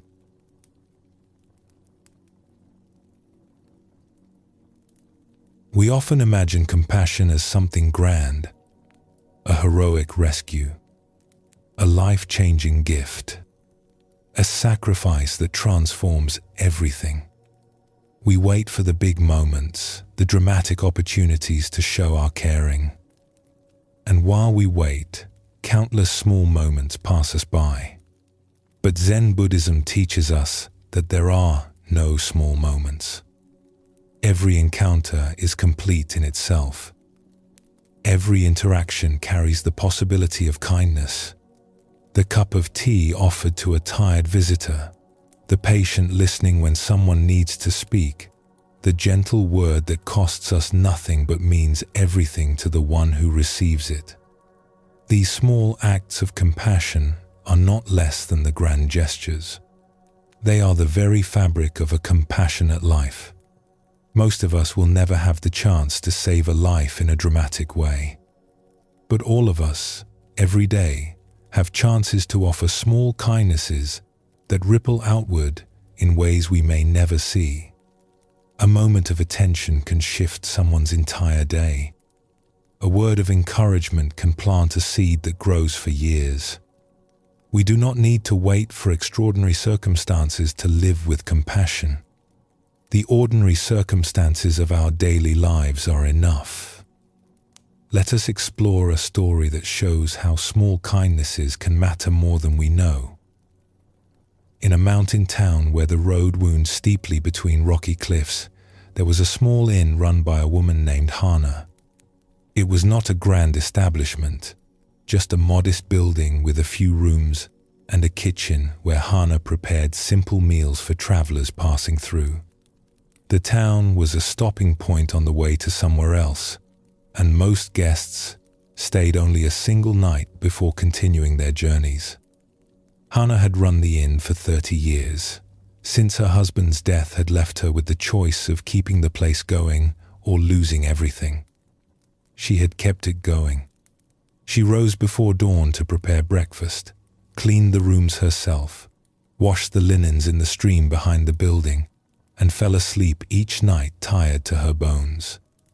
It was a hard life, but it was her life, and she had made peace with it. She did not think of herself as anyone special. She simply did what needed to be done, treating each guest as she would want to be treated, offering what comfort she could within her modest means. A warm room, a hot meal, a listening ear if someone needed to talk. These things seemed ordinary to her, barely worth noticing. One autumn evening, 3 travelers arrived at her door within an hour of each other, each seeking shelter for the night. The first was a young woman with red-rimmed eyes and a bundle clutched tightly to her chest. The second was an old man with a walking stick, moving slowly, as if each step cost him effort. The third was a merchant with fine clothes but a worried expression, checking his purse repeatedly as if afraid of what he might find. Hana welcomed each of them, showed them to their rooms, and began preparing dinner. As she worked in the kitchen, chopping vegetables and stirring the pot, she thought about her guests as she often did, wondering about their stories, hoping she could make their night a little easier. The young woman came down first, sitting alone at a table in the corner, her eyes fixed on something far away. Hana brought her tea without being asked, setting it down gently and pausing for just a moment. "Long journey?" she asked. The young woman looked up, startled, as if she had forgotten she was not alone. "Yes, very long. The tea will warm you. Dinner will be ready soon." Hana did not press for more. She could see that the woman was carrying something heavy, something she was not ready to share. So Hana simply let her presence be felt, moving about the room, humming softly as she set the tables, being there without demanding anything. When the old man came down, walking carefully with his stick, Hana noticed that he winced when he sat down. She brought him a cushion without comment, placing it on the wooden bench. "For your back," she said. "The benches here are hard." The old man looked at the cushion, then at Hana, and something in his face softened. "Thank you. You are observant. I have seen many travelers. The body speaks even when the mouth does not. She brought him tea as well, and when she saw him struggling to lift the heavy pot to pour, she poured for him, again without comment, as if it were the most natural thing in the world. The merchant came down last, still checking his purse, still wearing that worried expression. Hana noticed that despite his fine clothes, he hesitated when he looked at the menu she had written on a board near the kitchen, his eyes going to the prices rather than the dishes. When she brought his tea, she said casually, "The vegetable stew tonight is especially good. My best recipe. And there is plenty of it, so second helpings are free." It was a small thing, but she saw his shoulders relax slightly. Whatever his money troubles, he would eat well tonight without worrying about the cost. Dinner was quiet. The three travelers ate separately, each absorbed in their own thoughts. Hana moved between them, refilling tea, bringing bread, clearing plates. She noticed things. The way the young woman barely touched her food at first, then began to eat as if suddenly remembering she was hungry. The way the old man closed his eyes after the first bite, savoring the warmth. The way the merchant asked quietly for those second helpings, his voice carrying a note of gratitude. After dinner, as the travelers sat digesting their meals, the young woman suddenly began to cry. It came without warning, tears streaming down her face, her hands covering her eyes. The merchant looked away, embarrassed. The old man watched, with gentle concern but did not move. Hana walked over and sat down across from the young woman. She did not say anything. She simply placed her hand on the table, palm up, an offering. After a moment, the young woman reached out and took it, gripping tightly, her sobs slowly quieting. When she could speak, the young woman said, "I am sorry. I do not know why I am crying. You do not even know me." "You do not need to explain," Hana said. "Tears come when they need to come. This is a safe place to let them." The young woman held Hana's hand for a long time. She did not share her story, and Hana did not ask. Eventually the tears stopped, and the young woman wiped her face with her sleeve, looking embarrassed but also somehow lighter. "Thank you," she whispered. "There is nothing to thank. Go rest now. Tomorrow is a new day." Later that night, after the guests had retired to their rooms, the old man lingered by the fire. Hana sat with him for a while, mending a torn sheet, enjoying the quiet companionship. "You have a gift," the old man said finally. "You made that young woman feel safe enough to cry. You made me feel like my aching bones were seen. You even made that anxious merchant relax. This is not nothing." Hana shook her head. "I just do what any host would do." "No. Many hosts provide a room and a meal. You provide something else. I cannot name it exactly. Attention, perhaps. Care. A feeling that the person in front of you actually matters." Hana was quiet for a moment, her needle moving through the fabric. "I think everyone matters. Every person who walks through my door is carrying something. I cannot fix their problems. I am just an innkeeper. But I can make sure that for one night they feel a little less alone." "That is more than you know," the old man said. "More than you will ever know." The three travelers left the next morning, continuing on their separate journeys. Hana waved goodbye and then turned back to her work, stripping the beds, washing the dishes, preparing for whoever might arrive that night. She did not give much thought to the people who had stayed. They were travelers, passing through. She would likely never see them again. But their stories continued after they left her inn. And in each story, that night mattered in ways Hannah would never learn. The young woman was traveling to a distant city to start a new life after a painful ending. She had been questioning whether she had the strength to continue. But something about the kindness she had received at the inn, the hand held without expectation, the permission to cry without judgment, had shifted something in her. She arrived at her destination with a fragile but real sense that she could do this, that strangers could be kind, that she was not as alone as she had felt. Years later, when she was established in her new life, she would remember that night at the inn as a turning point, though she could not quite say why. The old man was making one last journey to visit a place he had known in his youth. His body was failing, and he knew his time was limited. He had been feeling like a burden, like someone whose needs were too great for others to bear. But the innkeeper had anticipated his needs without making him feel pitiful.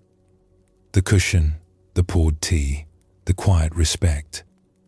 He continued his journey feeling seen rather than invisible, dignified rather than diminished. When he finally reached his destination and stood looking at the place he had come to see, he felt a peace he had not expected, and he carried the memory of Hannah's kindness with him to his last days. The merchant's fine clothes were a disguise. His business had failed, and he was traveling to ask a distant relative for help, dreading the humiliation of admitting his ruin. He had been counting his coins obsessively, terrified of running out before he reached his destination. The innkeeper's casual mention of free second helpings, offered without pity or condescension, had given him something he badly needed that night. Not just food, but a sense that he was still a person worthy of generosity. He reached his relative's house and asked for help, and help was given. Years later, when his fortunes had recovered, he remembered the mountain inn and the woman who had fed him without shaming him, and he made a practice of offering the same quiet dignity to others in need. None of these travelers ever returned to tell Hannah what her small kindnesses had meant. She continued her life at the inn, rising before dawn, falling asleep tired each night, treating each guest with the same simple care she had always shown. She never knew that she had been a turning point, a bright spot, a moment of grace in journeys she could not follow. But perhaps that is how compassion works most of the time. We offer what we can, and we let it go. We do not see the ripples spreading outward. We may never know what our small kindnesses mean to others, but they mean something. They always mean something. This story shows us that compassion does not require grand gestures. Hannah did nothing extraordinary. She offered a cushion to someone with a sore back. She held the hand of someone who was crying. She mentioned free second helpings so a worried man could eat without shame. Each of these acts was small, almost invisible, but each one mattered deeply to the person who received it. Zen teaches us that enlightenment is not somewhere else, not in some special state or distant achievement. It is right here, in this moment, in this simple act. The same is true of compassion. We do not need to wait for the dramatic opportunity. Every moment offers a chance to be kind. The question is only whether we will notice. Buddhism shows us that all beings are interconnected. Our actions ripple outward in ways we cannot track. The small kindness we offer today may touch someone we will never meet, may change a situation we will never know about, may continue echoing long after we are gone. This is not a burden, but a gift. It means that our ordinary lives, our ordinary days, are full of significance we do not see. The Buddha taught that generosity is one of the great virtues, a foundation of the spiritual path. But generosity is not only about giving money or gifts. It is about giving attention, giving time, giving presence. It is about offering what we have, whatever that may be, with an open heart. Hannah's generosity was the generosity of care, of noticing, of treating each person as worthy of kindness. This is available to all of us, whatever our circumstances. Let us explore another story that reveals more of this teaching. In a farming valley where the river wound between green fields, there lived a farmer named Shin who was known for his hard work and steady ways. He rose with the sun and worked until it set, tending his crops, caring for his animals, maintaining the stone walls that kept the river from flooding his land. He was not a wealthy man, but he had enough, and he was content with his life. One late afternoon in early summer, Shin was walking home from the far fields when he came upon a stranger sitting by the side of the road. The man was not old, perhaps 40 years, but he looked exhausted, his clothes dusty and worn, his face pale with fatigue. A small bundle lay beside him, and he was staring at the ground as if he lacked the energy to look up. Shin stopped. It was late, and he was tired himself. The fields were calling to him, always more work to be done. It would have been easy to walk past, to assume someone else would help, to tell himself that the stranger's troubles were not his concern. But something made him pause. Perhaps it was the slump of the man's shoulders, the particular quality of his stillness. Shin knew exhaustion. He saw it in himself after the longest days of harvest, and he saw it now in this stranger. The man looked up slowly. His eyes were dull with weariness. Just tired. I have been walking for many days. I will rest here for a while and then continue. Shin looked at the sky. The sun was beginning its descent toward the hills. It will be dark in a few hours. Where are you headed? The next town. I was told it was not far. It is still half a day's walk. You will not make it before nightfall. The stranger nodded, as if this news did not surprise him. Then I will sleep by the road and continue in the morning. Shin considered this. He thought of his own bed, the warm meal his wife would have waiting, the comfortable routine of his evening. Then he thought of this man, sleeping in the dirt by the roadside, cold and hungry and alone. Come with me, Shin said. My home is not far. You can eat dinner with us and sleep in the barn tonight. The hay is clean and warm. The stranger looked at him with something like suspicion, as if kindness from a stranger was a thing to be wary of. I have nothing to offer in return. I cannot pay for lodging. I am not asking for payment. I am offering a meal and a roof. That is all. Still the stranger hesitated. Shin could see that he was struggling with something, perhaps pride, perhaps the habit of self-reliance, perhaps simple distrust of unexpected kindness. My wife makes good soup, Shin added, a slight smile on his weathered face. And the barn is dry. Much better than the roadside. Finally, the stranger nodded and rose stiffly to his feet. Shin picked up the man's bundle without being asked and slung it over his own shoulder. They walked together toward Shin's farm, not speaking much, the comfortable silence of tired men at the end of a long day. Shin's wife welcomed the stranger without question. She had been married to Shin for 20 years and knew his ways. When he brought home a stray cat or helped a neighbor with a broken fence, she did not ask why. She simply made room. She set another place at the table and ladled out an extra bowl of soup, and if she gave her husband a warm look that said she was proud of him, neither of them mentioned it. The stranger ate hungrily, though he tried to hide it, taking small bites and chewing slowly as if to make the meal last. Shin noticed, but said nothing. He remembered times in his own youth when he had been hungry and far from home, remembered the kindness of strangers who had fed him without asking questions. After dinner, Shin took the stranger to the barn and showed him where to sleep.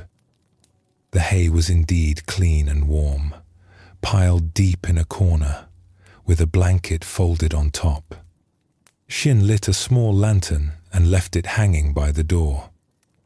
If you need anything, the house is just there. Do not hesitate to knock.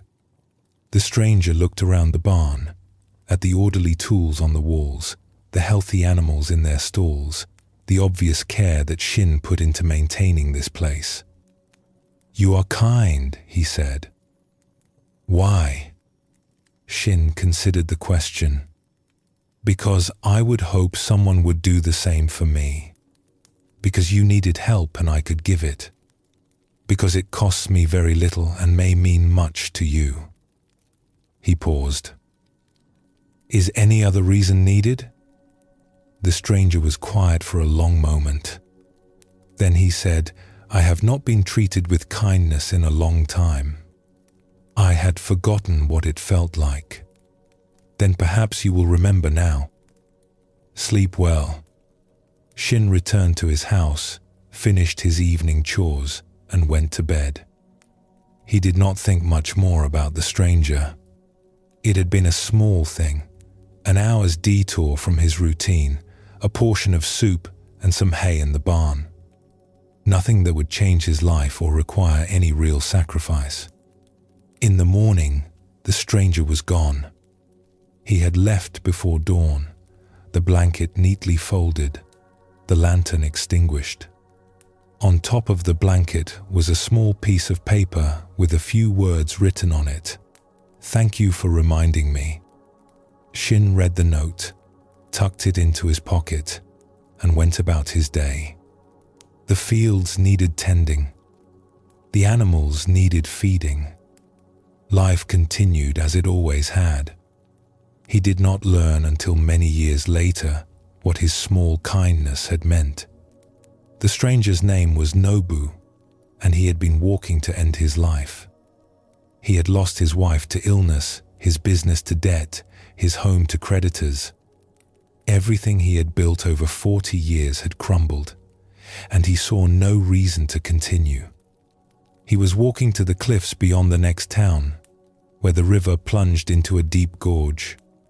He had planned to throw himself in, but the night in Shin's barn had changed something. The meal offered without expectation. The clean hay prepared with care. The simple words about hoping someone would do the same. These small kindnesses had cracked something open in Nobu, had reminded him that human beings could be gentle with each other, that the world was not only loss and cruelty. He did not go to the cliffs. Instead, he went to the next town and found work as a laborer. It was hard, and the pay was poor, but he was alive. Slowly, over years, he rebuilt. Not to what he had been, but to something smaller and more sustainable. He married again, a widow with children who needed a father. He made a life. And whenever he encountered someone who was struggling, someone who was exhausted and alone and near the end of their endurance, he stopped.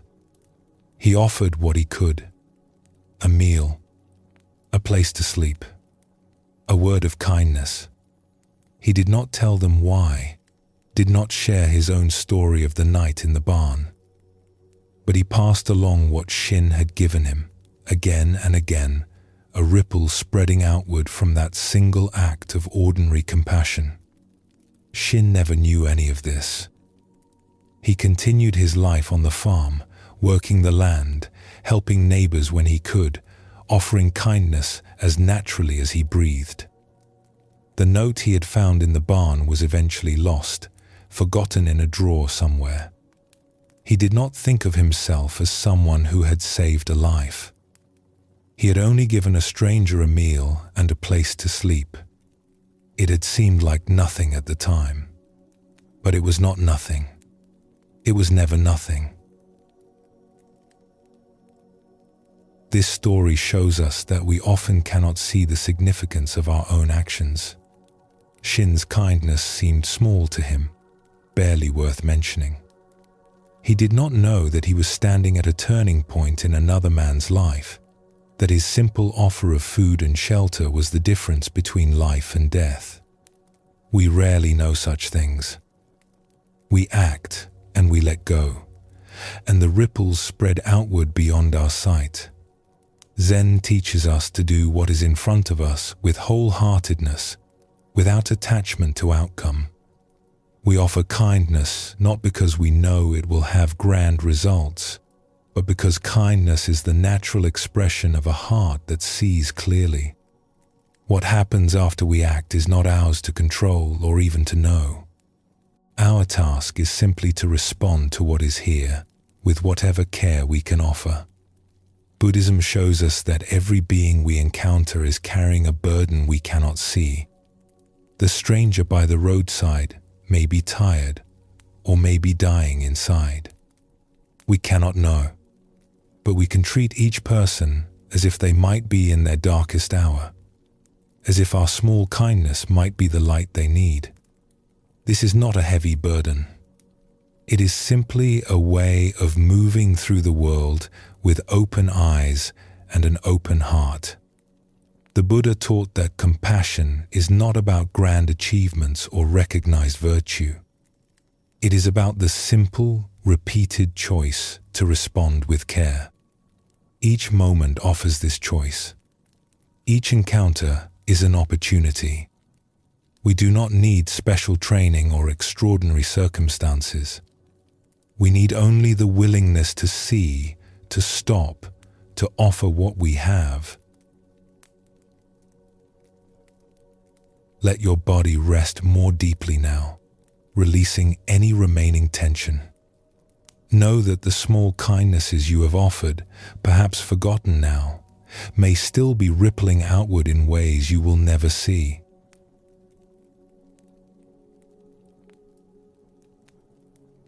We have explored many faces of compassion tonight. Compassion as presence. Compassion as understanding. Compassion that lets go of control. Compassion for those who have hurt us. Compassion for ourselves. Compassion in the small, ordinary moments of daily life. Now we come to something that ties all of this together. What if compassion is not something we have to create or cultivate from the outside? What if it is already here, our natural state, simply waiting to be uncovered? Zen Buddhism teaches that our deepest nature is not separate from the nature of all things. The walls we build between ourselves and others, the sense of being isolated individuals looking out at a foreign world, these are constructions of the mind. They feel real, but they are not as solid as they seem.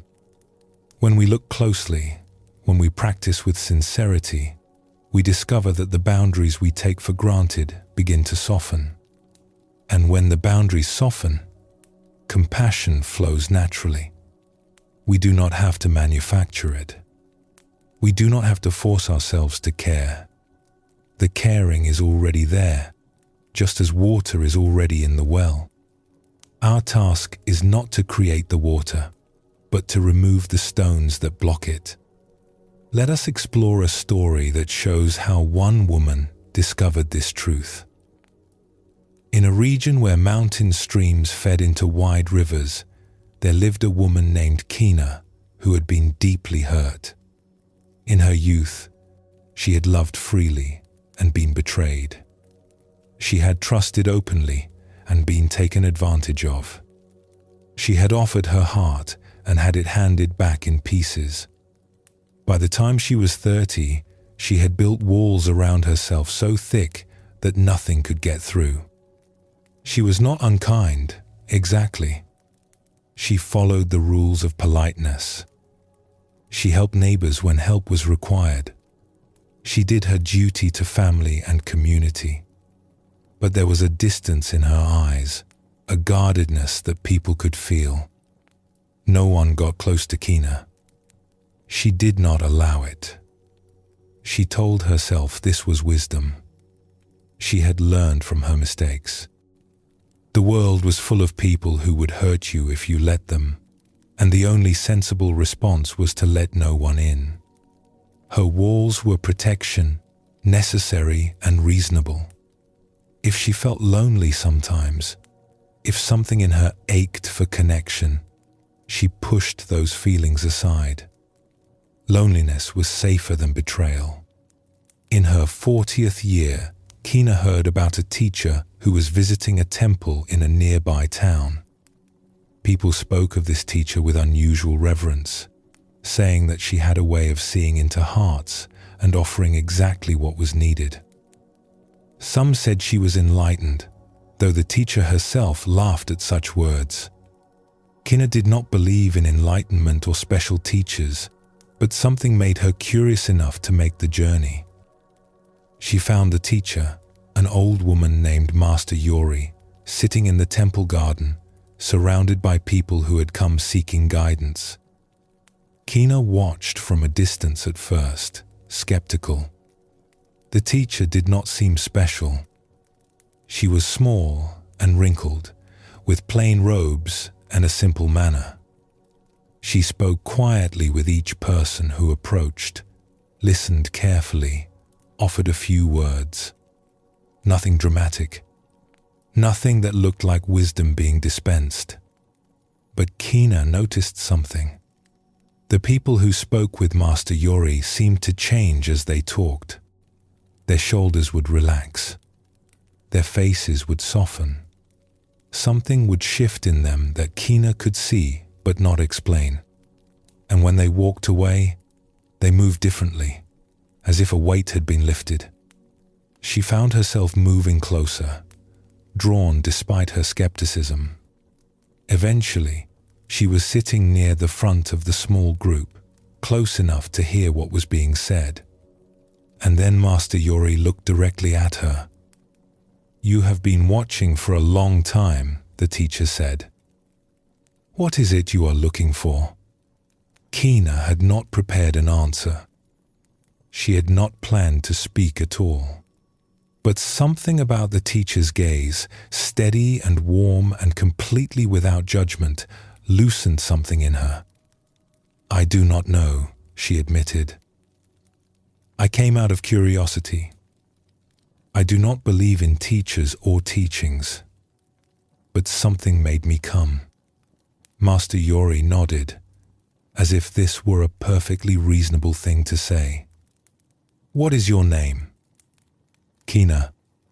"Kina, tell me, are you happy?" The question was so direct that Kina did not have time to construct a defense. "No," she said. The word surprised her.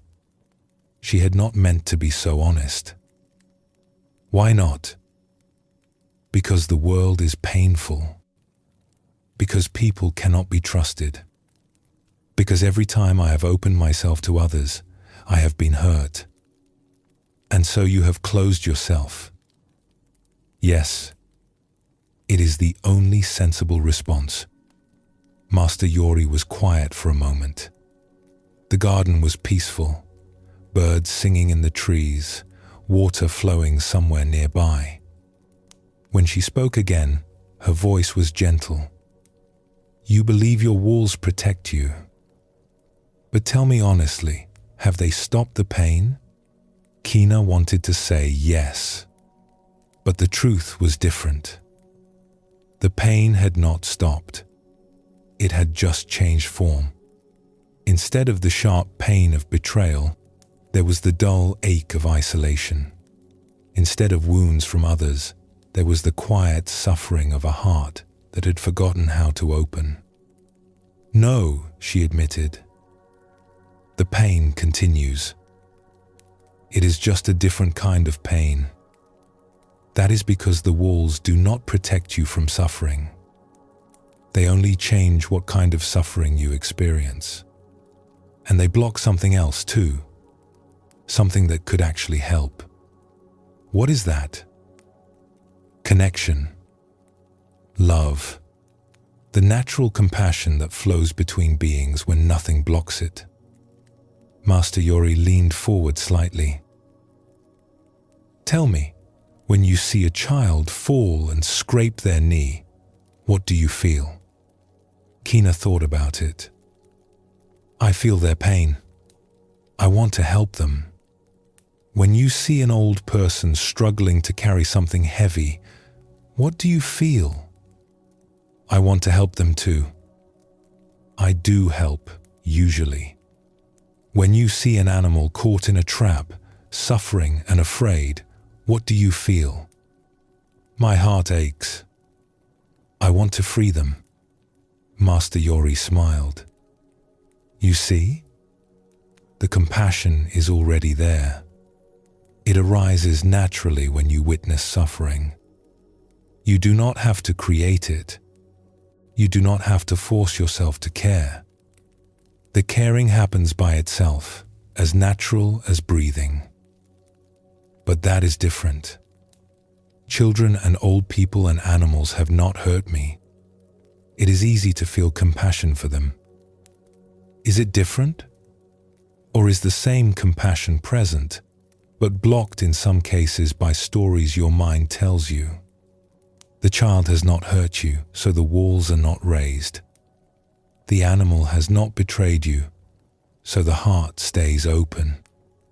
But the person who reminds you of someone who caused you pain, the walls go up immediately, and the natural compassion cannot flow. Kina sat with this. She thought of the times she had closed herself off from people, sometimes before they had done anything wrong, simply because something about them triggered her old wounds. She had called this wisdom, but perhaps it was just fear dressed up in reasonable clothing. "The walls are not protecting you," Master Yori continued. "They are imprisoning you. They keep out the possibility of being hurt, yes, but they also keep out the possibility of being loved, of loving, of feeling the natural warmth that flows between beings when nothing blocks it. You have traded one kind of suffering for another and called it safety. But if I take down the walls, I will be hurt again. People will take advantage. They will betray me. Perhaps some people are careless with others' hearts, but not all people. And even the hurt of betrayal, sharp as it is, may be easier to bear than the slow death of a heart that has forgotten how to open." Master Yori paused. "Let me ask you something else. When you are alone at night and the walls are all in place and no one can get in, how do you feel?" Kina did not want to answer, but the teacher's eyes were patient, waiting. "Lonely," she whispered. "So lonely." "Yes, because you are a human being, and human beings need connection the way plants need water. You can survive for a while without it, but you cannot truly live. The walls that keep out pain also keep out life." They talked for a long time that afternoon. Master Yori did not tell Kina to tear down her walls immediately. She understood that they had been built over many years for what seemed like good reasons, and they would not come down in a day. But she offered Kina a different way of seeing. "Your natural state is openness," she said. "The walls are something you built. They are not who you are. Beneath them, the capacity for connection, for compassion, for love, all of that remains. It has been covered over, but it has not been destroyed. You can begin, slowly, to let some light in. Not all at once, just a crack, just enough to remember what warmth feels like. In the months that followed, Kina practiced this. It was not easy. Every instinct told her to keep the walls up, to protect herself, to trust no one. But she began to notice when the walls arose, to feel them going up in her body, the tightening in her chest, the hardening around her heart. And sometimes, not always, but sometimes, she would pause instead of letting the walls complete themselves. She would breathe. She would remind herself that this person in front of her was not the same as those who had hurt her in the past. Slowly, something began to change. She made a friend, a neighbor woman who had been reaching out for years and whom Kina had always kept at a distance. She allowed herself to enjoy the friendship, to share small pieces of herself, to receive the warmth that was offered. It was terrifying at first. Every moment of closeness triggered the old fear. But the neighbor was patient and kind, and gradually Kina's heart remembered what it felt like to be open. She did not become naive. She did not throw herself into every relationship without discernment. The wounds from her past had taught her something real about being careful. But careful was different from closed. She could pay attention to who was trustworthy without assuming everyone was a threat. She could protect herself without imprisoning herself. And as the walls came down, piece by piece, Kina discovered what Master Yori had told her. The compassion was already there. It had always been there. It flowed naturally now, not just toward children and animals and old people, but toward the difficult neighbor, the irritating relative, even strangers on the road. The warmth that had been locked inside her, frozen behind walls of fear, was thawing. And as it thawed, her loneliness began to ease. She returned to see Master Yori one more time, years later. The teacher was very old now, her body frail, but her eyes still held that same warm clarity. "I came to thank you," Kina said. "You showed me that my walls were not protecting me, that the compassion I thought I had to guard was actually the way back to life." Master Yori smiled. "I showed you nothing. I only reminded you of what you already knew. The openness was always there, waiting. You simply stopped covering it up. It seems so simple now. How did I not see it before? We build our walls so carefully that we forget they are there. We think they are part of us, part of reality. It takes someone from outside to point at them and say, 'Look, that is a wall you built. You can choose to take it down.'" Kina sat with the old teacher in silence for a while, feeling the peace that came from an open heart, the warmth that flowed between them without effort. She thought about all the years she had lived behind her walls, all the connections she had missed, all the love she had blocked. There was grief in those thoughts, but also gratitude. She had found her way back. That was what mattered now. This story shows us that compassion is not something we have to create from nothing. Kina's capacity for care had never disappeared. It had been buried beneath walls of fear, but it was always there, waiting. When she began to dismantle the walls, the compassion flowed naturally, as water flows when a dam is removed. Zen teaches us that our true nature is already complete. We do not need to add anything to ourselves or become someone different. We only need to remove the obstructions, the fears and defenses, and false beliefs that block what is already present. This is as true for compassion as for anything else. The heart knows how to care. We simply have to stop preventing it. Buddhism shows us that all beings share this same basic nature. The capacity for compassion is not special to a few saints or sages. It is the birthright of every creature that feels. When we recognize this, we can trust our own hearts more fully.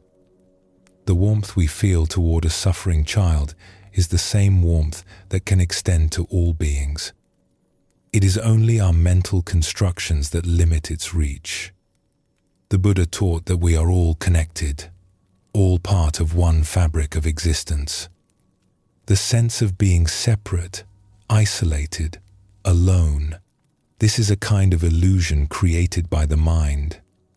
When we see through the illusion, compassion arises naturally because we recognize that the other is not truly other. Their suffering is our suffering. Their joy is our joy. The walls between us are thinner than we thought. Take a slow breath now and let your body settle completely. The compassion that has always been with you remains, quiet and warm, asking nothing. Rest in its presence as you would rest in the presence of an old friend. We have traveled far together tonight, exploring the many faces of compassion. We have seen that true compassion begins with presence, with simply being with another person without needing to fix or change them. We have discovered how understanding can soften our judgments, how seeing through another's eyes dissolves the walls between us. We have learned that compassion sometimes means letting go, offering our help with open hands rather than grasping fingers, trusting others to walk their own paths. We have found that even those who have hurt us are suffering too, and that releasing our resentment frees us more than it frees them. We have remembered to include ourselves in the circle of kindness, to offer ourselves the same gentleness we would give a dear friend. We have seen how the smallest acts of care can ripple outward in ways we may never know, touching lives we will never see. And finally, we have discovered that compassion is not something we must create. It is already here, our natural state, waiting beneath the walls we have built. When we stop blocking it, it flows as naturally as water, as warmly as sunlight. As you rest now, know that this compassion lives in you. It has always lived in you. You do not need to become someone different to access it. You need only to let your heart be what it already is. May you be gentle with yourself tonight. May you carry this gentleness into tomorrow, offering it freely to all you meet. And may you rest in the quiet, knowing that beneath all our struggles and defenses, we are all connected, all worthy of kindness, all home. Sleep well, and thank you for joining us here at Sleepy Monk.